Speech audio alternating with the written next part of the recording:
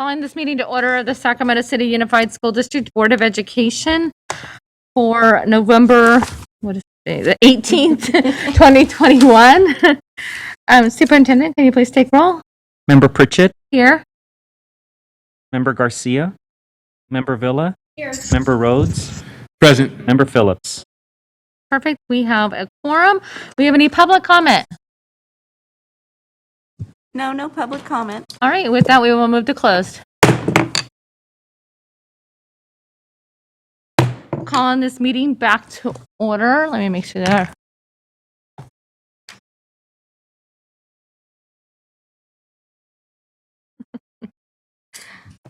All right.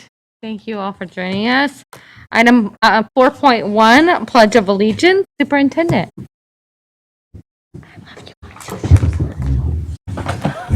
Please stand. Ready? Salute.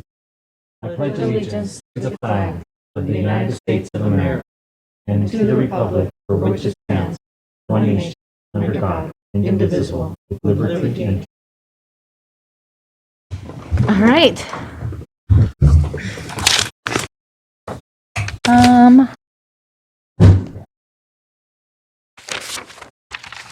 All right.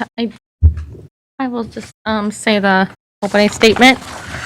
This meeting of the Sacramento City School Board is being recorded in its entirety and will be cablecast on Metro Cable 14, the local government affairs channel on Comcast, Consolidated Communications, and AT&T Uverse. Today's meeting will air Monday, November 22nd at noon and Wednesday, November 24th at 6 p.m. It is also webcast at metro14live.statcounty.net and can be viewed on Metro Cable 14's YouTube channel. The public has been given the opportunity to address the board through public comment, either by submitting comments, which are posted on our website, or by speaking during the meeting. Members of the public who wish to speak during the meeting and submit a speaker form will be sent a link to participate. When it is your turn to provide comment, we will call on you to provide comment orally. Your video will not be on. Please always limit comments during public comments to the items that are not on the agenda. If you do comment on an item that is on the agenda, we will ask you to defer your comments until that item comes up on the agenda. All right. Item 4.3, our stellar student was unable to join us this evening, Member Rhodes, so we will get back to him at the next meeting, okay?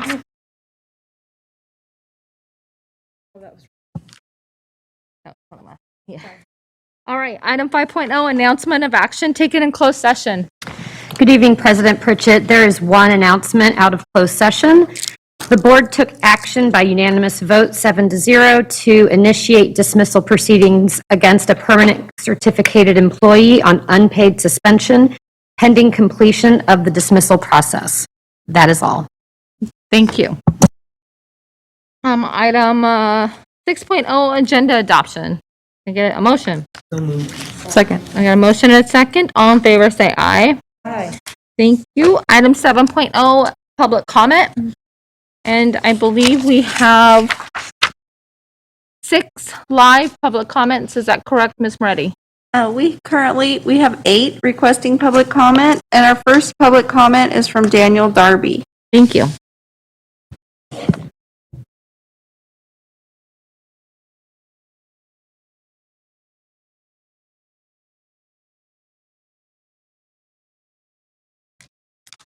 Mr. Darby, are you there?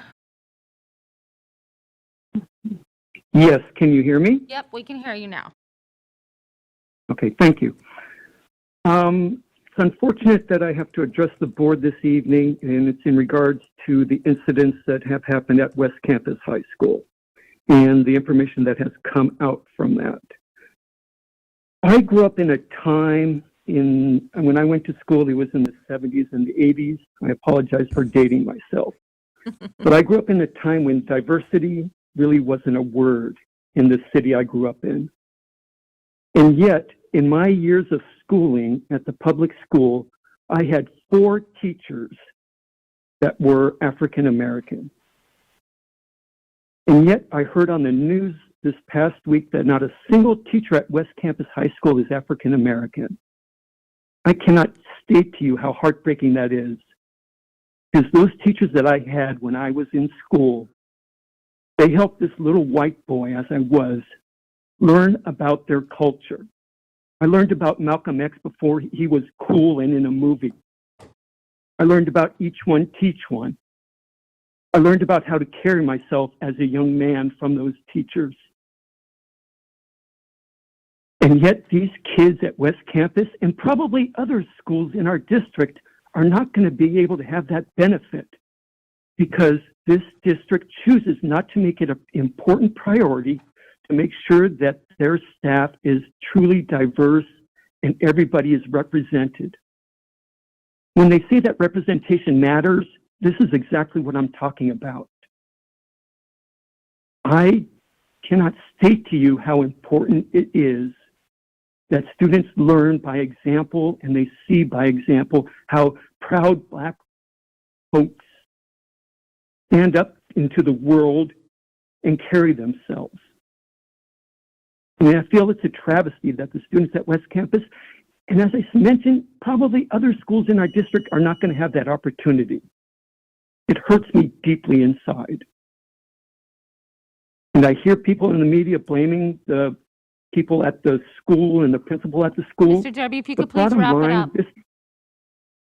This is a district that has top-down management. This lies at the board's feet and the superintendent's feet. I am no longer asking you to make these changes, but I am demanding that you make changes such that this will not occur anymore. Thank you. Thank you. Next speaker. Our next speaker is April Ibarra.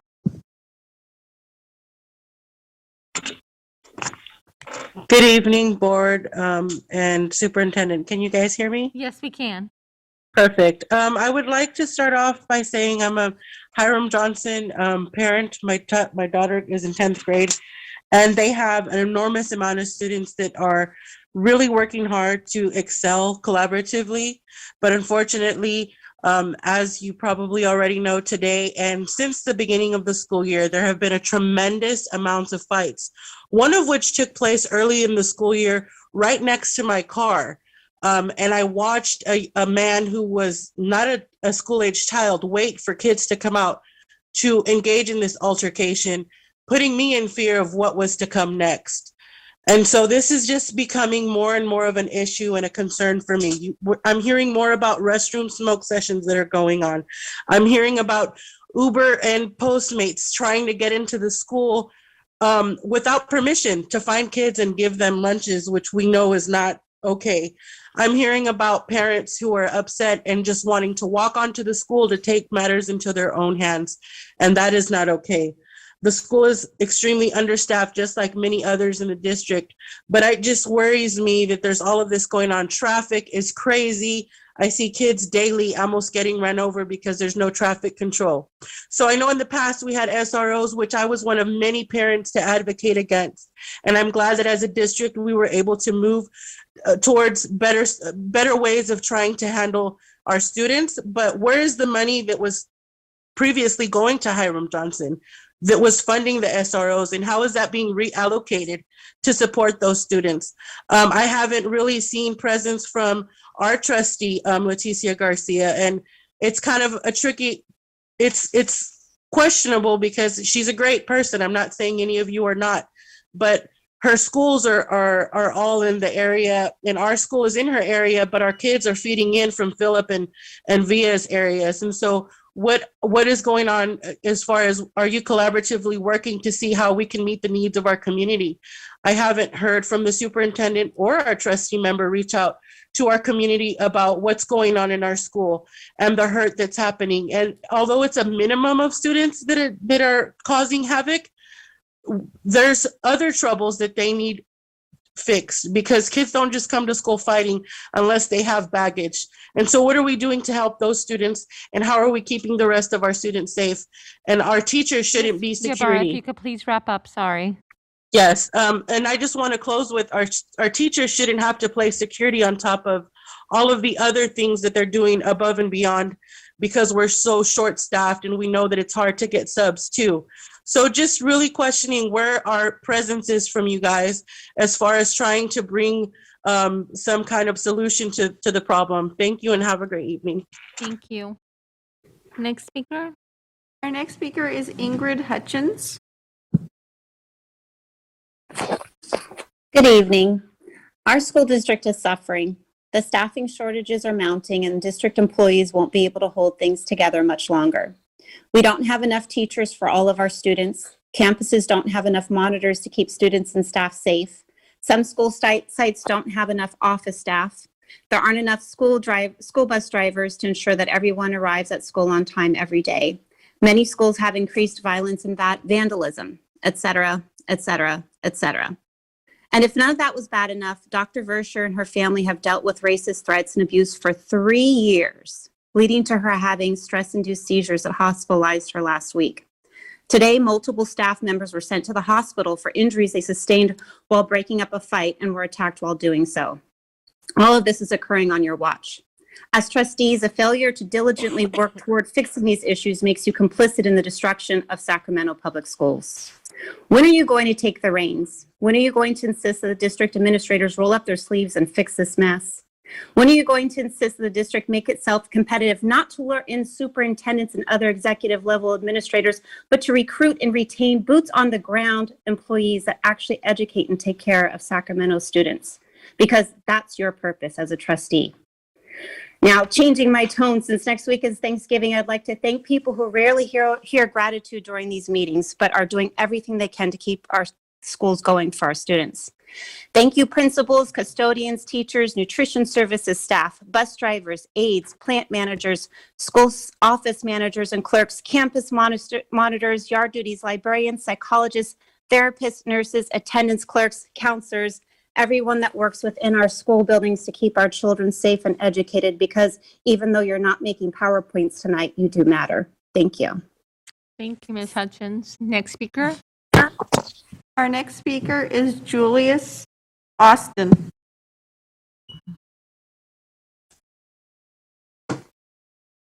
Good evening. I'm here to speak on behalf of the African American Advisory Board.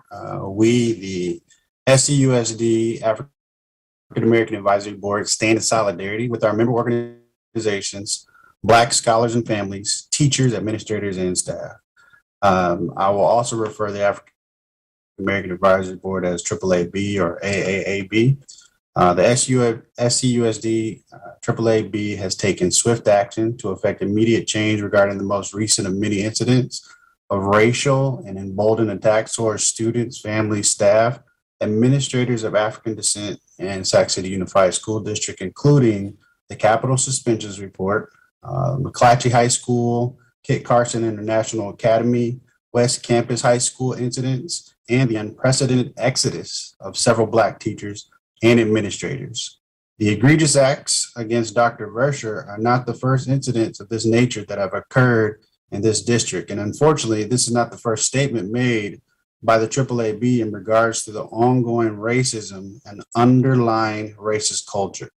In fact, the AAAB, which was initially the African American Achievement Task Force, was founded in response to both the results of the Capital Suspensions Report and an incident at McClatchy High School in 2018, where a student was permitted to include racist and unsupported statements regarding the intellect of Black people in a publicly displayed academic project. We have requested on several occasions that we receive the findings of the Kit Carson incident investigation. To date, we have yet received an update and demand immediate delivery of the report to our executive committee. We put forth additional demands and expect immediate response from SCUSD, including district-wide zero tolerance policy, which with regards to the racist rhetoric and hate speech, a culturally responsive support team, and the removal of the opt-out option for the current anti-bias and anti-racist professional development. Additionally, we recognize that the Black Parallel School Board, a member organization of the AAAB, has a current lawsuit addressing discrimination against Black students with disabilities. If you could please wrap up your comments. Thank you. Thank you. Although there have been public statements standing against race and hate in Sac City Unified School District, the racist culture persists. We recently heard during a November 10th press release, district leadership state the following: racist language and actions will not be tolerated. Our district will fully investigate the incident at West Campus. Superintendent Aguilar. Rest assured, the district will fully investigate this matter. Board President Pritchett. Vice Principal Dr. Verscher was quoted saying, though, enough is enough in regards to the racism and the culture that allows racism to persist. And I want you to know that an investigation is not enough. Press releases are not enough. Statements of non-tolerance without action are not enough. We as a community cannot rest and do not feel assured that the district will provide a safe learning environment for Black scholars, families, teachers, administrators, or staff in Sac City. So we're demanding for immediate change and severe consequences. And while we are an advisory board, there are many members on the African American Advisory Board that are calling for, but not limited to, the resignation of the West Campus principal, the Sac City board members, and the superintendent. As well, upon the completion of the criminal investigation, appropriate actions need to be taken against the perpetrators of the hate crimes, and the community needs to be apprised of the outcomes. Only when all of these demands are addressed can we be assured that the district's commitment to non-tolerance of these non-tolerance of these racist actions. Furthermore, we will be demanding a meeting inclusive of all SCUSD board trustees, Superintendent Aguilar, and the principals responsible at all of the schools associated with the incidents that I previously mentioned, so that we can get answers to all of our demands and requests. So see you all soon, and thank you. Thank you. Next speaker. Our next speaker is Mo Kashmiri. Hi, this is Mo Kashmiri. I just want to say I'm really sad about everything going on at our schools. This district and our superintendent and our board members like to talk about all these fancy statements about getting rid of racism and how we're building an anti-racist school district, but their actions don't meet what's happening. Like, what we have is a district that's been constantly underfunded, and our board's direction to just try an austerity budget and continue to cut things and cut people and cut salaries, cut benefits, has made it so that it's hard for us to recruit and retain anybody. We don't get subs. We can't get folks to do the basics of what we need to do in our jobs. And it's what we've talked about for a long time. Instead of creating a district that people want to come to and flock to come to, we try to get by on the least possible minimum. Except if you're the superintendent, in which case, you get raises and, make close to $500,000. But, it makes me sad. I know we can be better than this, and I'm heartbroken because we saw this coming years and years ago. It was just so obvious where this is going, but our actions have not met the moment. We haven't built the school district that we deserve to be proud of, and I'm just really disappointed and sad right now. And, everywhere I go in the district, I hear the same things, like, people having trouble getting by, can't get subs, can't get enough teachers, can't get enough staff, can't get enough of anything. And at the same time, Roseville is on TV, and I see them advertising saying, "Hey, look, we're not going to lay people off like other districts, right? We're growing." The biggest challenge, we need to build a school district that can continue to increase enrollment instead of continuing to bleed enrollment away. I ask our board members again to step up. The definition of insanity is doing the same thing over and over again and expecting a different result. Thank you, Mr. Kashmiri. If you could please wrap it up. Thank you. Thank you. Our next speaker is Rich Vasquez. Good evening, Rich. Good evening, Board President Pritchett, Superintendent, members of the board. Again, Rich Vasquez. I have a junior at Hiram Johnson, and I need to know what's going on. We need some help over here, man. What's going on? It's been going on all year. Why, you got everyone exhausted already. It's already 3 months into the school year, and look at all the stuff we're going through. All these fights and stuff. Again, where's the funding from the SRO we need help. We only have 5 campus monitors for almost 2,000 kids. Look at what's going on. It just keeps getting worse and worse. You said it's a safe haven, Superintendent. This ain't no safe haven. My kid is anxious, got anxiety, don't want to go to school, can't focus. All these subs. It's a dung show over here, man. And it ain't because of the people on the site. It's because of you guys over here at the board and the leadership. All right, you're gonna tire these people out. Mr. Kirkland is amazing. How long do you think you want to live with this? You need to start supporting him. Again, area superintendent came in a couple days ago, and what did he do? Stand in the hallways. That's what we're paying $150,000, $200,000 to do. Stand in the hallways and be a campus monitor.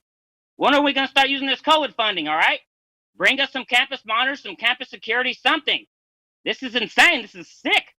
Again, talk about the safe haven. Look at all this mental health you're causing our kids. I just heard that the kids ain't going to school tomorrow. You want to be going on lockdown and go to school? We wanted to get back to school, and this after COVID, right? We're like, oh, we need to get back to our safe haven, our safe places. This ain't safe no more, man. Again, start doing something. And that's just the fighting and stuff. Again, subs. Then how are our staff is getting hurt? Do you guys care? Are you gonna do something? So my kid's teacher gets in the way of a fight. Now she got a concussion, and now what? Now my kid got a sub again. She don't want to go to school. We're trying to get out of poverty. We're trying to get a better life. We're trying to do it. Are you guys gonna help? Again, the 3 school trustees. We have 3 trustees: Garcia, Villa, and Lynch. Miss Phillips, I'm apologies. Your students are feeding into this school. When are you guys gonna start caring about us? Already been doing this for 3 years. When are you gonna start caring? Again, thank you, Mr. Kirkland, Miss Drysdale, Dr. Lilly, Miss Gower, Miss Downhill, Washington, Bump, Rupert, Wolf, Fleming, Stingley. We got amazing people over here, and you keep treating them like dung and not supporting them. All right? Start giving us some help. I'm going to keep coming up here. These kids are afraid to even speak their mind. My kid keeps telling me, and what can I tell her? I'm getting mad at her now. She don't want to just speak up. Thank you, Rich. Start If you doing could please something. Give wrap us it some up. help. Thank you, Rich. Our final speaker is Terrence Gladney. Good evening, Terrence. Good evening. I hate to follow Rich and take any of the sting out of his words because you guys really need to fill those. And if I could have 4 minutes and let you guys sit on those for a couple minutes, I would. Regarding the extremely racist incident at West Campus, is not an isolated incident. It's just the latest of many. After the Kit Carson incident in community meeting, when I asked the superintendent, how do we assess the specialized programs and environments that we've allowed to participate in our school site and whether they're consistently aligning with our district's visions and values? The superintendent's response was that he hadn't been able to even implement any of his own programs in the 4 years that he's been here. 4 years, and he has not implemented any new academic programs that he can stand by and say are his own. But you guys are giving him high praise for continued excellence and performance. If we look at the string of events, including the incident at McClatchy, which was in the HIS program, the incident at Kit Carson, which was in the IB program, and then West Campus, what we have is a systemic system and pattern of these incidents happening in these privileged environments that we have allowed to exist in our district. Board Member Garcia called it programmatic choice. I call it cultural choice and segregation and privilege. So I would ask, is this not enough now for you guys to at least explore the impact of open enrollment? Is this not enough for you to uncover and stand up and reveal the true impact of these specialized exclusive programs that we allow certain students to pick and choose where they want to exist, including many students that are not even within the footprint of our school district? We're afraid that they're going to leave our district. They already do. We open up the doors to them to go to a school like Sutter, which I thought was going to be renamed. I haven't heard anything about that since the last time I asked. I heard it was going to restart. I haven't heard anything about that. We passed an Indigenous Peoples Resolution, right? So we allow them to come into a selective school like Sutter, and then they go and leave our boundaries and go to Rio or Jesuit. And we promote that at that school site, but we're worried about them leaving. We're giving a roadmap outside of our district, and the ones that are loyal or have not the means to traverse our district within the system of open enrollment, they suffer. Thank you, And then we Terrence. If you could please wrap it up. subsidize these programs and close our eyes and turn around. At what point do you guys stand up I remember during the previous presidential term, many of you board members were highly critical of the environment that was allowed to exist under our previous president and the culture of racism and bigotry. And you guys stood up very profoundly and stood up against it with many resolutions. Where is that same criticism right now with the district culture that we've allowed to exist that mirrors that same impact? Thank you, Terrence. That was the last public comment. Ms. Moretti? All right, Member Villa? I want to thank everybody who called in this evening to speak. I want to say just a little bit, Sacramento families, staff, students, along with our fellow community members. The recent events at many of our schools in Sacramento is absolutely appalling. As someone who's grown up in this city and has attended Sacramento City Unified Schools, I would like to say this is new, but it is not. It is just continuously manifesting decade after decade. I feel that the way that our system is set up, and this is by design, as we know and we speak about, isn't equitable, and it is absolutely drenched in a lot of racist behaviors. This has to change. I know it. This board knows it. The superintendent knows it, and it needs to change immediately. I know we can't roll out a plan immediately, but we need to start working on one, and we need to not talk about it. We need to actually implement. And this goes beyond one-day trainings, any individual trainings. This needs to start from the top all the way down. And let me be very clear, I don't believe this should be an option for anyone. This is mandatory work for all of us, especially for those who are working with our students, because they directly need to be educated on the matters that impact these students the most. This also means ensuring that our district is appropriately represented so students see teachers that look like them. I visited West Campus this week, and that was something that many parents and students indicated that they want to see on their campus, and it should be on all of our campuses.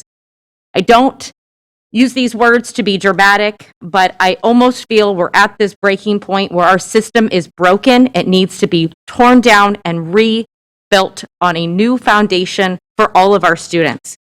We need to be reactive, not to one incident, one at a time, but we need to be reactive to our district as a whole. This is a problem throughout our whole district, and it is just going to continuously get worse. Our community is hurting, our staff is hurting, our children, our families are hurting.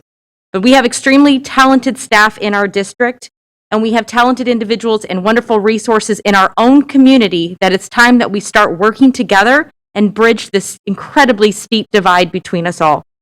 It is easy in this district to be diverted with different sources of chaos. We talk about suspension rates, professional training. We have our issues with labor that we're working on, graduation rates, our fiscal problems, but we need to have a big enough umbrella right now to protect us all so these hurtful incidents do not happen again and again. We definitely need to take more of the time as this board and work together with our community, work together with our school sites, and we need to reinvent the way that we're imagining our education for all of our students in our community. I want to make sure that I held space tonight to talk about this, but it's really important that we continuously work with folks who are on the ground and work with them, because I've talked to a lot of parents, I've talked to a lot of students, and they are pleading for this work to start. So I just want to make it very well known that I am committing to making sure that we roll out and do this work, and I know this board is as well. Thank you, Member Villa. Item 8.0, special presentation. 8.1, update on mandatory COVID-19 vaccine for eligible non. Oh, I didn't see you had pushed your button. Oh, okay, I apologize. Member Phillips, go ahead. I want to echo what Ms. Villa said. We have to be very careful about how we fix our problem. Abolition feels like something that needs to be done here. The district needs to be torn apart, put back together. However, the system that we're working in, we would have to think so far outside the box, and I'm just thinking out loud, we'd have to think so far outside the box in order to make this a mecca for, be an anti-racist district. It's, as a Black woman on the board, in the neighborhood around this country, I know that I am, not necessarily a second-class citizen, but not 100% related to as a human being in some instances. The problem that we have is that we're operating under a racist system that was based on, I'm going to give up on that, a racist system, a school system that was not developed for many of the students who are here. Because we are an inner city school district, our children are affected adversely, and it's serious at this point. West Campus is a place that I thought was somewhere where I would want my son to go, and I sent him there. But hearing this makes me wonder about some of the buzz that I've heard in the neighborhood. There has been talk about certain parent groups that have been formed that are not necessarily conducive to our anti-racist school ideas. So, there are other things going on that worry me in this district. I can mirror what Mr. Vasquez said, is what are we doing with the money that we had for the resource officers in order to protect our children at Hiram Johnson? And that's very specific. That's money that, have we thrown it away? Have we earmarked it for something else? We really need to have it at Hiram Johnson and other schools in the area. It's just important that we really, tonight, I think of all nights, is going to be that night where we need to listen to the people who are calling in to talk. It appears that they know a whole lot more about what's happening on the ground because that's where they are, and we really need to focus on what they're talking about. So again, I do echo what Trustee Villa said. We got to start over. And if we start over, it's not going to be easy. But it does seem like at this point, what else is there for us to do? Do we keep putting Band-Aids on it while the district bleeds out? I'm hoping that we don't do that and we do something a little bit more drastic. So, those commands to step up are really important. People are saying them and they mean them. And I guess it's time for us to get down to business and really start to act. So the next time we do a resolution, my dear board colleagues, can we please make sure that we add a dollar amount to it? So if we do a resolution that says we're going to get more security or we're going to get so-and-so, can we make sure that there's a dollar point that says we're actually going to be able to do something instead of just writing up another piece of paper? I'm not a big fan of the resolutions, even though a lot of them are beautiful. We are not affecting the change that we need to see. So I thank you for that, but it's time to redo, man. It's time. Thank you. Item 8.0, special presentation. 8.1, update on mandatory COVID-19 vaccine for eligible non-exempt students and staff. Mr. Lyons, Ms. Flores, and Mr. Bozio. Good evening, Board President Pritchett, Superintendent Aguilar, and members of the board. I'm Victoria Flores and serve as your Director of Student Support and Health Services.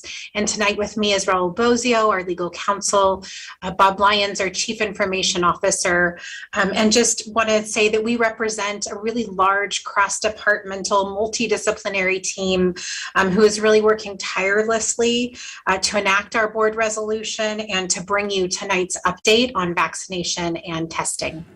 Next slide, please. So I brought this slide to you before, and tonight I really just want to take a moment to pause here and talk about why we're doing what we're doing.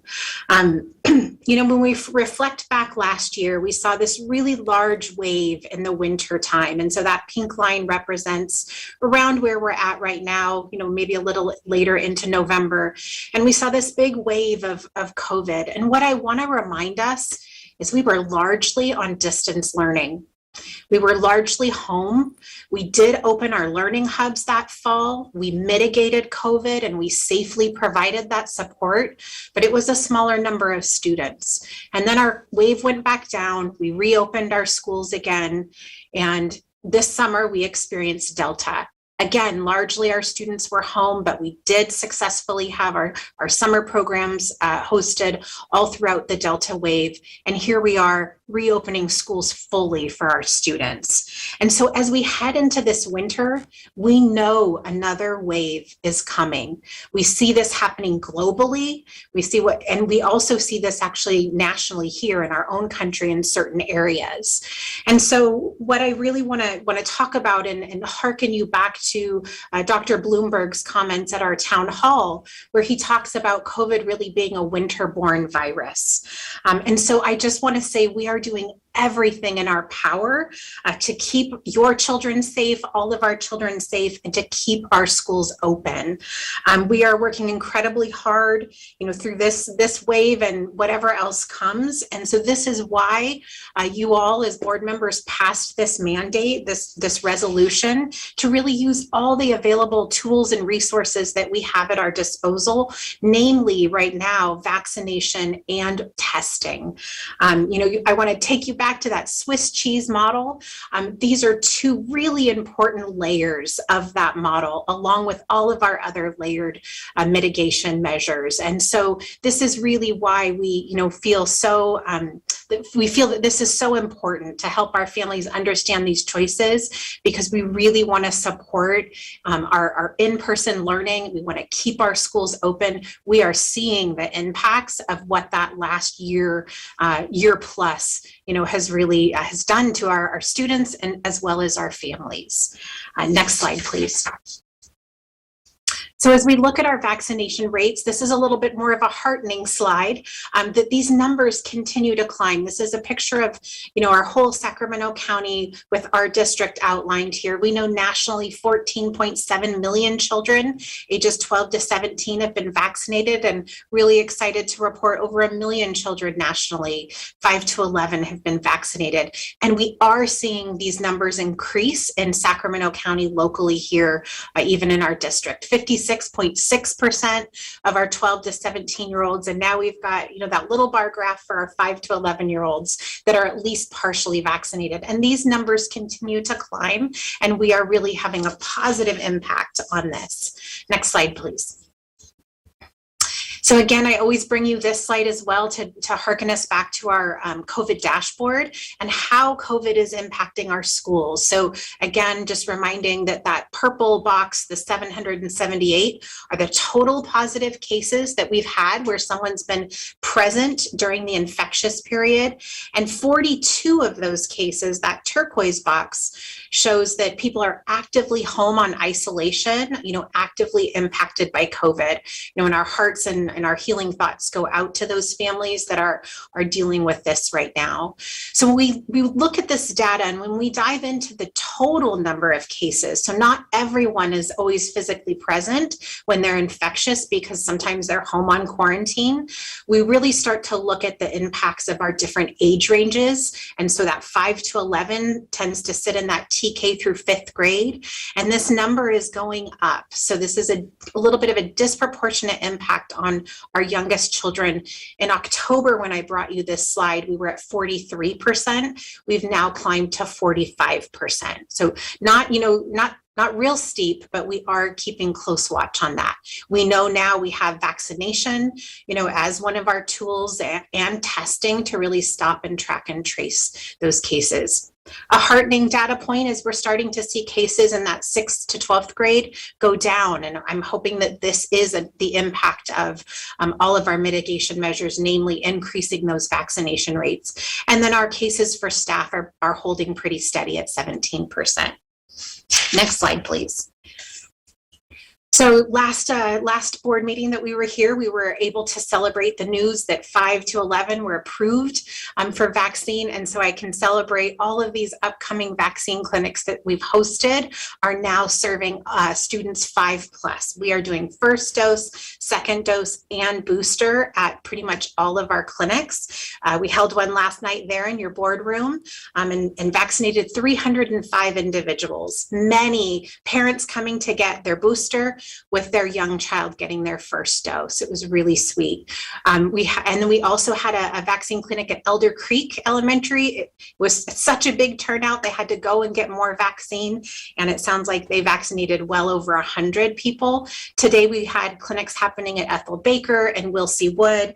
And I heard tonight they vaccinated 220 individuals at Ethel I. Baker. You can see that we have dates listed all the way out through here throughout December at many of our school sites, really targeting those zip codes and census tract areas with the lowest vaccination rates or the highest impact of COVID. So we are really using our data to be targeted and specific.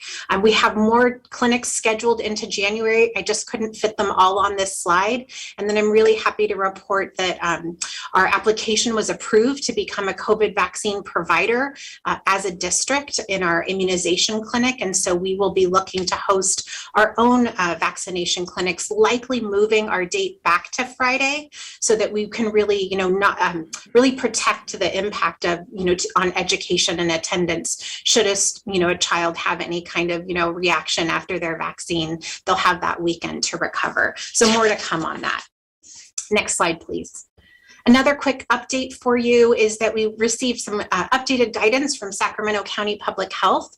So our California Department of Public Health actually let local jurisdictions make some decisions about masking indoors, specifically just for basketball and volleyball. It's just those specific sports right now. And basically what they're saying is if you're not doing testing, you still have to mask indoors at all times, no matter, what activity you're engaging in. However, if you are engaging in at least weekly testing of all the players, regardless of vaccination status, so everyone has to test, players may remove their masks indoors when they're doing that heavy activity or competing.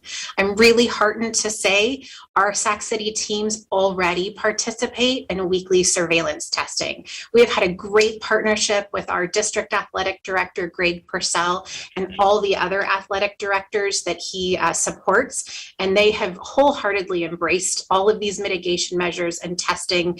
They want to keep playing and they want to play safely.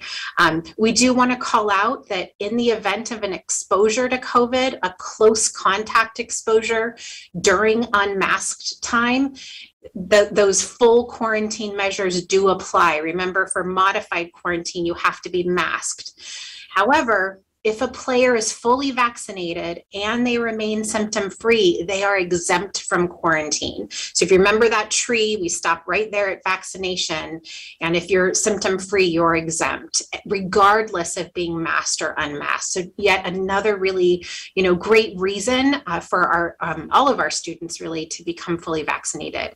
As you can imagine, if half your basketball team is not vaccinated, that will likely take you out of the season for at least a couple weeks while individuals serve that quarantine. Next slide, please. And with this one, I'm going to turn it over to Raul Bozio.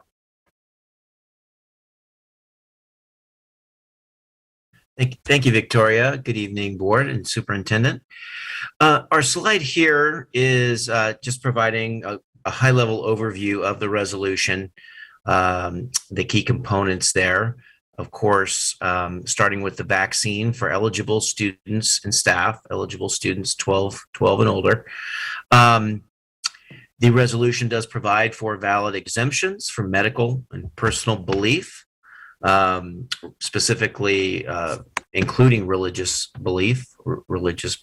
And the resolution requires mandated testing for those with approved exemptions. So even if one has an exemption from the vaccine requirement, there is still the requirement for regular routine COVID testing in order to attend in person. And this, again, is all relating to attending kind of general in-person school. And finally, of course, the goal of the resolution in this process is to achieve increased immunity so that our schools can remain open and fewer students need to quarantine and so forth. Next slide, thank you. So this slide is a version of a slide that you've seen before, and it's been updated with some additional information that shows some of the key dates and key date ranges for the implementation and operationalization of the resolution. On October 29th, we started the centralized process, was launched and communicated to district community. Throughout November, our current time frame, staff has been conducting data analysis and targeted communications to the SCUSD community. November 16th, just the other day, vaccine safety and district reporting process town hall webinar was held. It was a very successful event, and I presume many folks here watching the board meeting tonight also viewed that and attended that town hall. November 15th, again, just recently, a regular mail letter was sent to every student and staff home regarding the resolution requirements and the processes there. November 30th, of course, is that major date from the resolution wherein the vaccine first or second dose is required to be proof of that is required to be submitted to the district, or that exemption to be requested through the district with regular routine testing.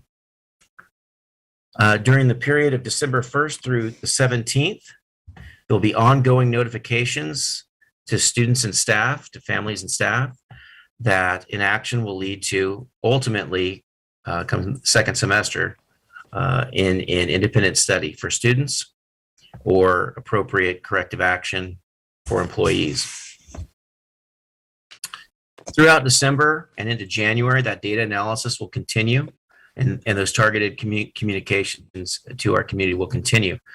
Specifically, I'll note that our human resource department is going to be leading some specific targeted employee assistance sessions throughout, beginning on November 29th through December 14th. And specifically on November 29th from 4 o'clock to 6 o'clock at the Cerna Center. December 2nd from 8:45 to 10:45 at Transportation. December 10th from 4 o'clock to 6 o'clock at the Cerna Center. And December 14th from 1 o'clock to 3 o'clock at Nutrition Services. Again, those will be employee assistance sessions hosted by the Human Resources Department to help our staff who need that assistance come into compliance with the resolution requirements. And then finally, the ultimate deadline, if you will, January 31st, 2022, is that date for full vaccination is being required for students and our staff, or an approved exemption on file with the district. And those students who are not in compliance would then enroll in independent studies. And as I mentioned previously, any staff who is not in compliance with the resolution requirements as of that date, January 31st, would be subject to appropriate corrective action. Next slide. Good evening, members of the board and Superintendent Aguilar. I'm Bob Lyons, Chief Information Officer for the district. This slide is a screenshot of our student COVID vaccination dashboard that is published on the district website. These data have been verified by our health services team for ages 12 and older as of this morning and entered into our student information system, Infinite Campus. As you can see, approximately 17% of our students 12 and older have reported full or partial vaccinations, with 1/4 of 1% filing for an exemption, and approximately 83% have not yet reported. The pie chart lists the actual numbers associated with the percentages displayed in the dashboard. This dashboard does not reflect 2,400 submissions that have not yet been verified by our health services team, representing approximately 15% of the unreported total. I know Ms. Flores' team has been working hard trying to get these updated. And we'll get these, they're working as hard as they can and working over the break to get these updated. We're requesting that all parents please submit their student forms and records, whether vaccinated or filing for an exemption. On the website, users can filter results by school, by trustee area, grade, or age group. Pressing the reset button at the bottom of the filter box removes all filters and displays age 12 and older numbers. The last data update is listed next to the reset button. Currently, the dashboard is updated twice weekly. This dashboard is important because it will help us understand compliance rates across the district and will inform us where additional efforts are needed. Next slide, please. This slide is a screenshot of our enrollment reason by status of 4,606 students as of noon today. This table indicates any planned student movement as a result of the vaccine mandate and allows us to predict any budget concerns. Looking at rows 1 and 2, about 99% of in-person and independent study students will not change their enrollment. Row 3 indicates that about 0.4% or 19 students will move from independent study to in-person enrollment, and about 0.3% or 16 students will move from in-person to independent study. Rows 5 and 6 indicate that less than 0.1% or 4 students will disenroll from the district. Next slide, please. This slide is our preliminary staff vaccination dashboard and indicates vaccinated and unvaccinated staff and those filing for an exemption as of yesterday morning. At this point, about 72% of staff reported being vaccinated and about 27% have not reported or indicated they are unvaccinated. About 0.6% of staff have filed for an exemption. The bar chart lists the actual numbers associated with the percentages displayed in the dashboard. Now, you'll see the 3 are very, very small. You just see a fraction. So the majority are either vaccinated or have not, or unvaccinated or not responded yet. These data is preliminary because these data have not been imported into our HR system where we will do a final verification. The data is accurate, but not verified. So I just want to make that point. This dashboard allows us to predict any staffing concerns. Next up, Victoria Flores. Next slide, please.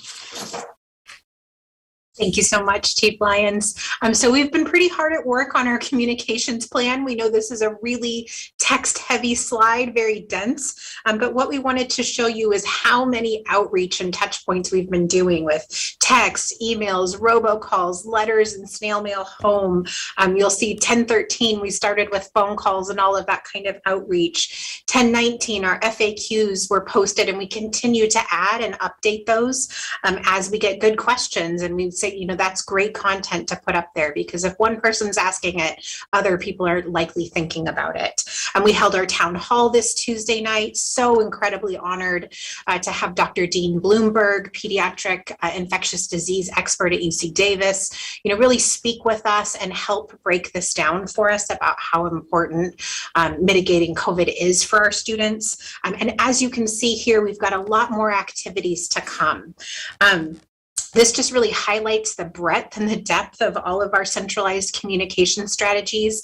And now we're going to be pivoting to really working with our site leaders to help, kind of pick up where we will continue our efforts, but to also parallel. So next slide, please, and I'll take you through some of that. So we are providing our site leaders with scripts, resources, and some specific dates for multi-tiered outreach, including backpacking hard paper copies of our forms and our letters home, including those in translations. We've pulled reports from Infinite Campus to identify their students not yet in compliance. So that data that's populating those dashboards that Chief Lyons walked us through, our site leaders can actually pull from Infinite Campus as well, so that we can do those targeted emails or phone calls, or when we know we have families coming to our schools, whether it's for, a small event or some kind of giveaway or pickup, a vaccine clinic maybe, a food drive or food giveaway, that we can start to pair up and target our outreach, including potentially even a home visit, right, for families that we're just not able to get current information from. So these are all of the many strategies that we are using and looking at. Next slide, please.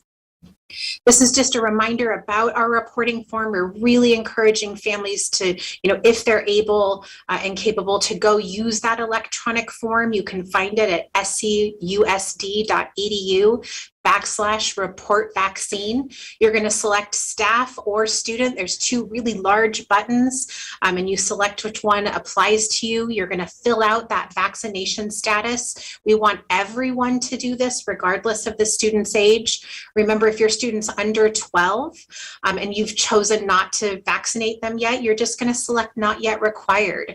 However, I know, and I've met many parents who are choosing vaccination, and they can report that to us as well. You're going to attach that record at the bottom of the form, just like you attach to an email. And you can see that little bump out right there where you choose the file and upload it. If you're not able to do that, you can also select an option that allows our district to look your student's vaccination record up.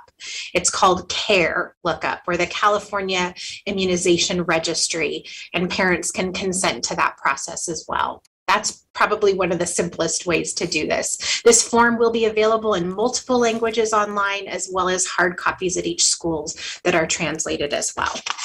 Next slide, please. And so our next steps is we will be looking at those submission rates after the November 30th deadline. We will continue to study and disaggregate that data. Our team meets multiple times a week, and we're continuing to look at this. Of course, we're going to continue with those targeted outreaches and reminders.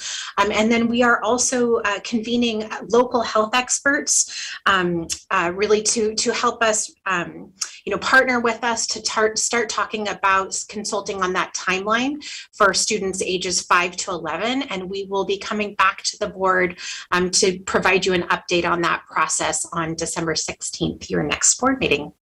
And with that, we conclude. Thank you. I believe we have, do we still have 15 live public comment?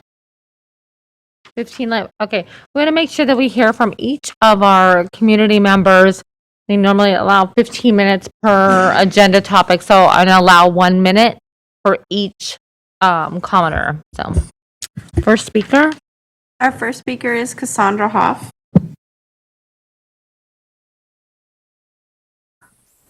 Hello, can you hear me? Yep, we can. Go ahead. Thank you.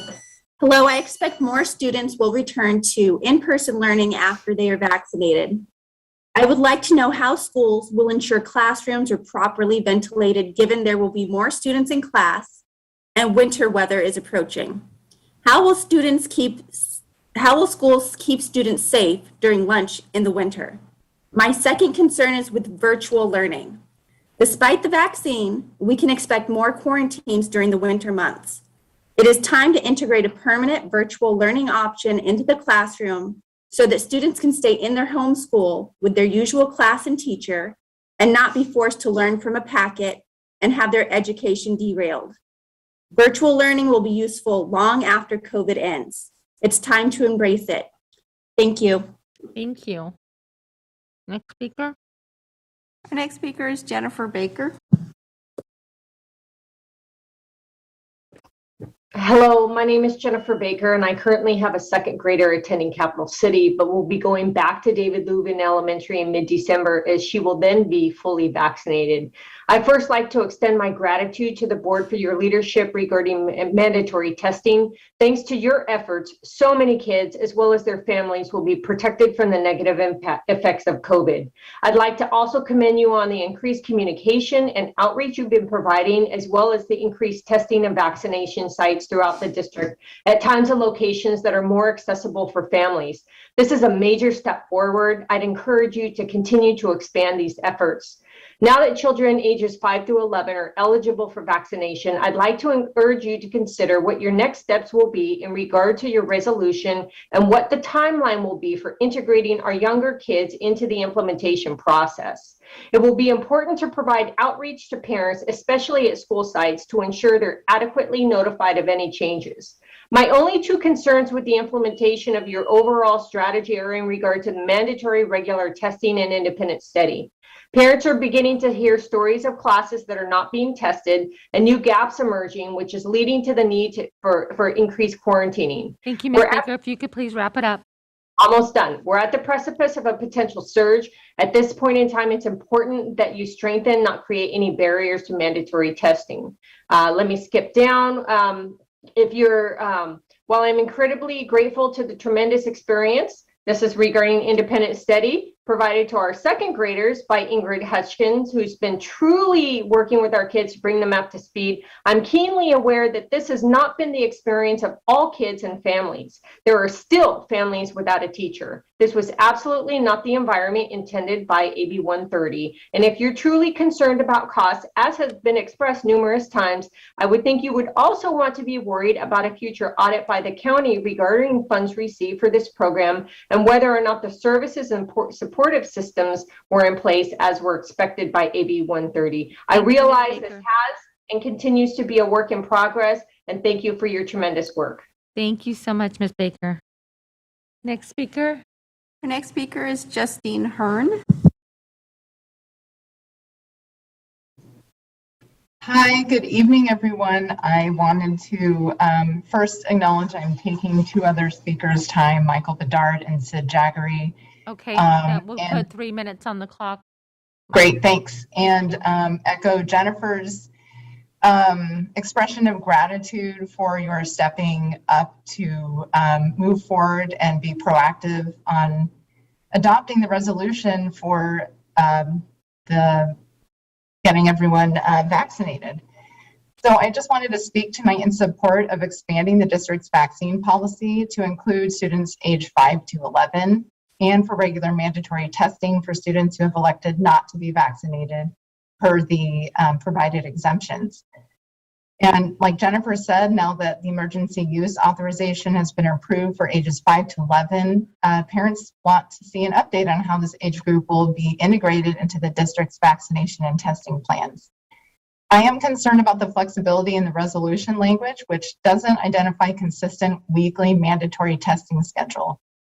And as we're seeing yet another surge of COVID starting up in Europe, and case rates that were once dropping are now going flat here, we need to be prepared to protect our community with easy access to vaccinations and regular accessible testing.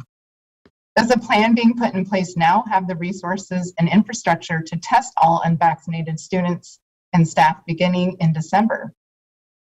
I'm hearing from parents at our homeschool that even the regular voluntary testing that they have had their kids enrolled in isn't being completed because staff is becoming overwhelmed and scrambling to manage contact tracing. So it's starting to hit our schools now. The district should be prepared to welcome students who are choosing not to vaccinate and not to test into the independent study program, which I'm currently enrolled in, or my son is. While that initial rollout of the independent study option left a lot to be desired, it has increased its capacity to serve a number of children whose families initially sought to participate. We should anticipate and prepare for additional bumps in the road to fully realizing an independent study option with the necessary vigor it requires to succeed for the new families who may be joining it. By ensuring that the independent study program is ready to accommodate shifts in its enrollment, the district's also ensuring the success of our vaccination and testing priorities for the safety of everyone in our community. With the additional time I might have, I wanted to bring attention again to students' general well-being and mental health. We've heard already tonight, heartbreakingly, and I'm hearing from other parents that even elementary age children are getting into fights in classrooms and on the playground. Kids are anxious and depressed, and families are still struggling. We need mental health professionals on campus and for teachers to have the training and resources they need to help those students. We're still living through a pandemic, and many families have suffered unimaginable losses and stresses. I thought I recalled that some of the additional COVID funds given to the district were to be spent on student support and mental health. Does the district have a plan to help our students? It appears that we're facing a real crisis here, and it's my hope that we can meet our children with compassion and the skills to thrive now that they're back in school. Thank you so much. Thank you, Ms. Hearn. Next speaker. Next speaker is Kristen Gorey. Hi, Kristen Gorey here, mom of a fourth grader in kinder at Bancroft. Both have received their first dose of the COVID vaccine. I'd like to thank the board for the resolution regarding the vaccination timeline and weekly on-site mandatory testing for those students who are not vaccinated. My kids have been testing twice a week since school started, and I'm glad to see more parents have finally opted their kids in. But with the switch from voluntary to mandatory is an important mitigation measure for the district to add. Remember the Swiss cheese. Per the resolution, starting December 1st, is the district ready to test every unvaccinated student at every school site once a week? Do you have enough supplies and personnel for every school site to administer weekly mandatory on-site tests to every unvaccinated student on December 1st? I'm concerned about the flexibility in the resolution language. Will the district identify a consistent weekly mandatory testing schedule? Thank you. Thank you, Ms. Gorey. Next speaker. Our next speaker is Lisa Tordos.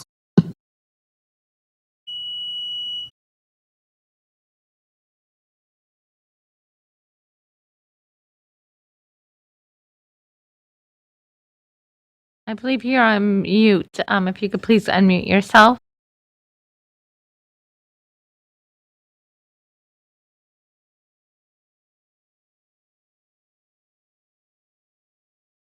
No.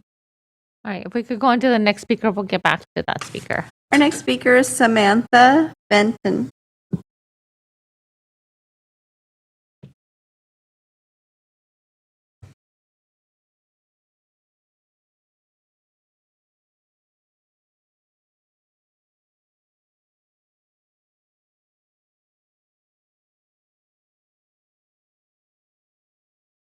Hi, can you hear me? Yep, we can hear you. Go ahead. Great, thanks.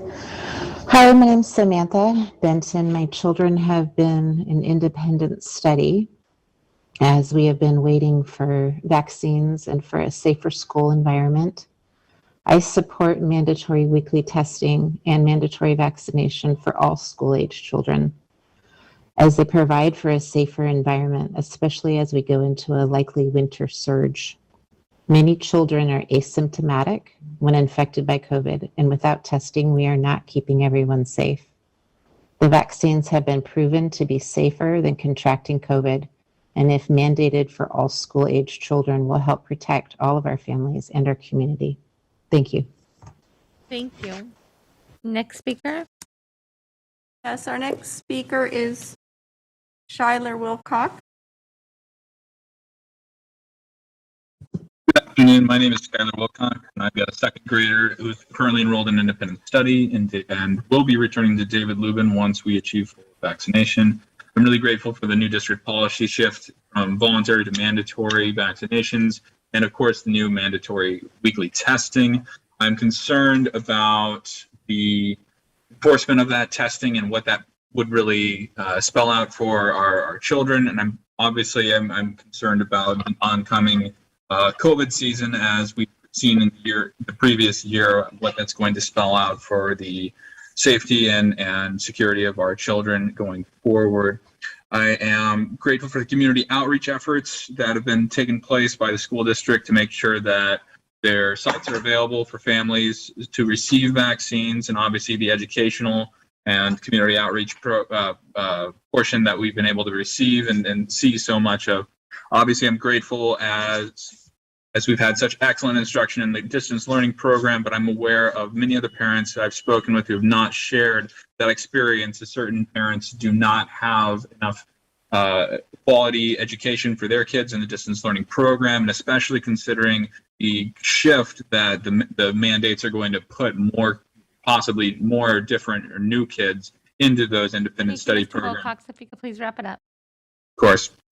With the current vaccination rates still leaving the age group vulnerable, I'm glad to see the new policies put in place to keep our kids safe.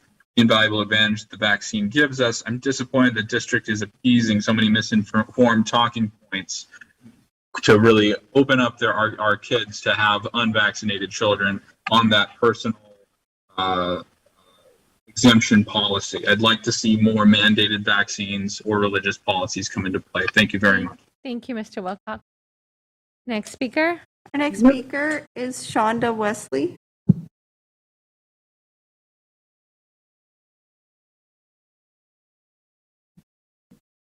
Hi, board members. My name is Shonda Wesley, and I currently have a third grader attending Capital City, but will be going back to Kayla Greenwood Elementary in 3 weeks as they will be fully vaccinated.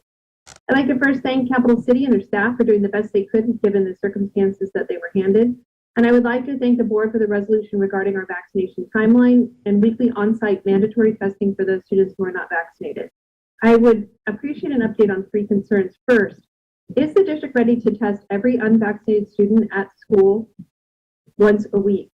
And to be clear, this isn't a question about how many vaccination sites are up and running. It is specific to whether every school site has enough supplies and personnel to administer weekly mandatory on-site tests to every unvaccinated student on December 1st. Second, now that children 5 to 11 are eligible for vaccination, I'd like to understand what the timeline will be for integrating our younger kids into the implementation process. And lastly, as board members, you are managing essentially 3 groups of people: families who vaccinate, families who don't feel comfortable vaccinating yet, but will consent to mandatory weekly testing, and then the last group, who are people who refuse to take any actions to pull their community out of a pandemic and refuse to vaccinate nor consent to testing for the safety of our kids. Thank you, Ms. Wesley. If you could please wrap it up. I encourage you to listen to the families who are trying to help our kids. 92% of the written comments were people like me. And please test every unvaccinated student weekly on site. And please don't let unvaccinated students back without testing. Liza could not hear you, could not actually be heard from her system. So it'd be great if you could go back to her and let her have her time. I'd appreciate that. And Mr. Wu, great to see that mask over your nose. I was a little concerned about the colleague safety. Have a great night. Thank you. Next speaker. Yes, Lisa Bordeaux is back online. Hi, thanks everybody for getting me back in here. I really am here to echo a lot of comments that have already been made, particularly appreciative and celebrating the vaccine mandate. I am also concerned that the plan to test the students who are not vaccinated will be a slow start. I think that the timeline is tight, and I'm hoping for some kind of communication to explain the process of how you'll be going about making sure that the testing is finished weekly. It's such a tall order. I am sending every good thought that it goes off without a hitch. I can tell you that my son has been back to school since September 2nd. We opted in for testing, and he's not once been tested. Not once. Thank you. If you could please wrap it up. So I'm looking forward to some confidence-building communication from you all. Thank you. Thank you so much. Next speaker. Our next speaker is Taylor Kayata.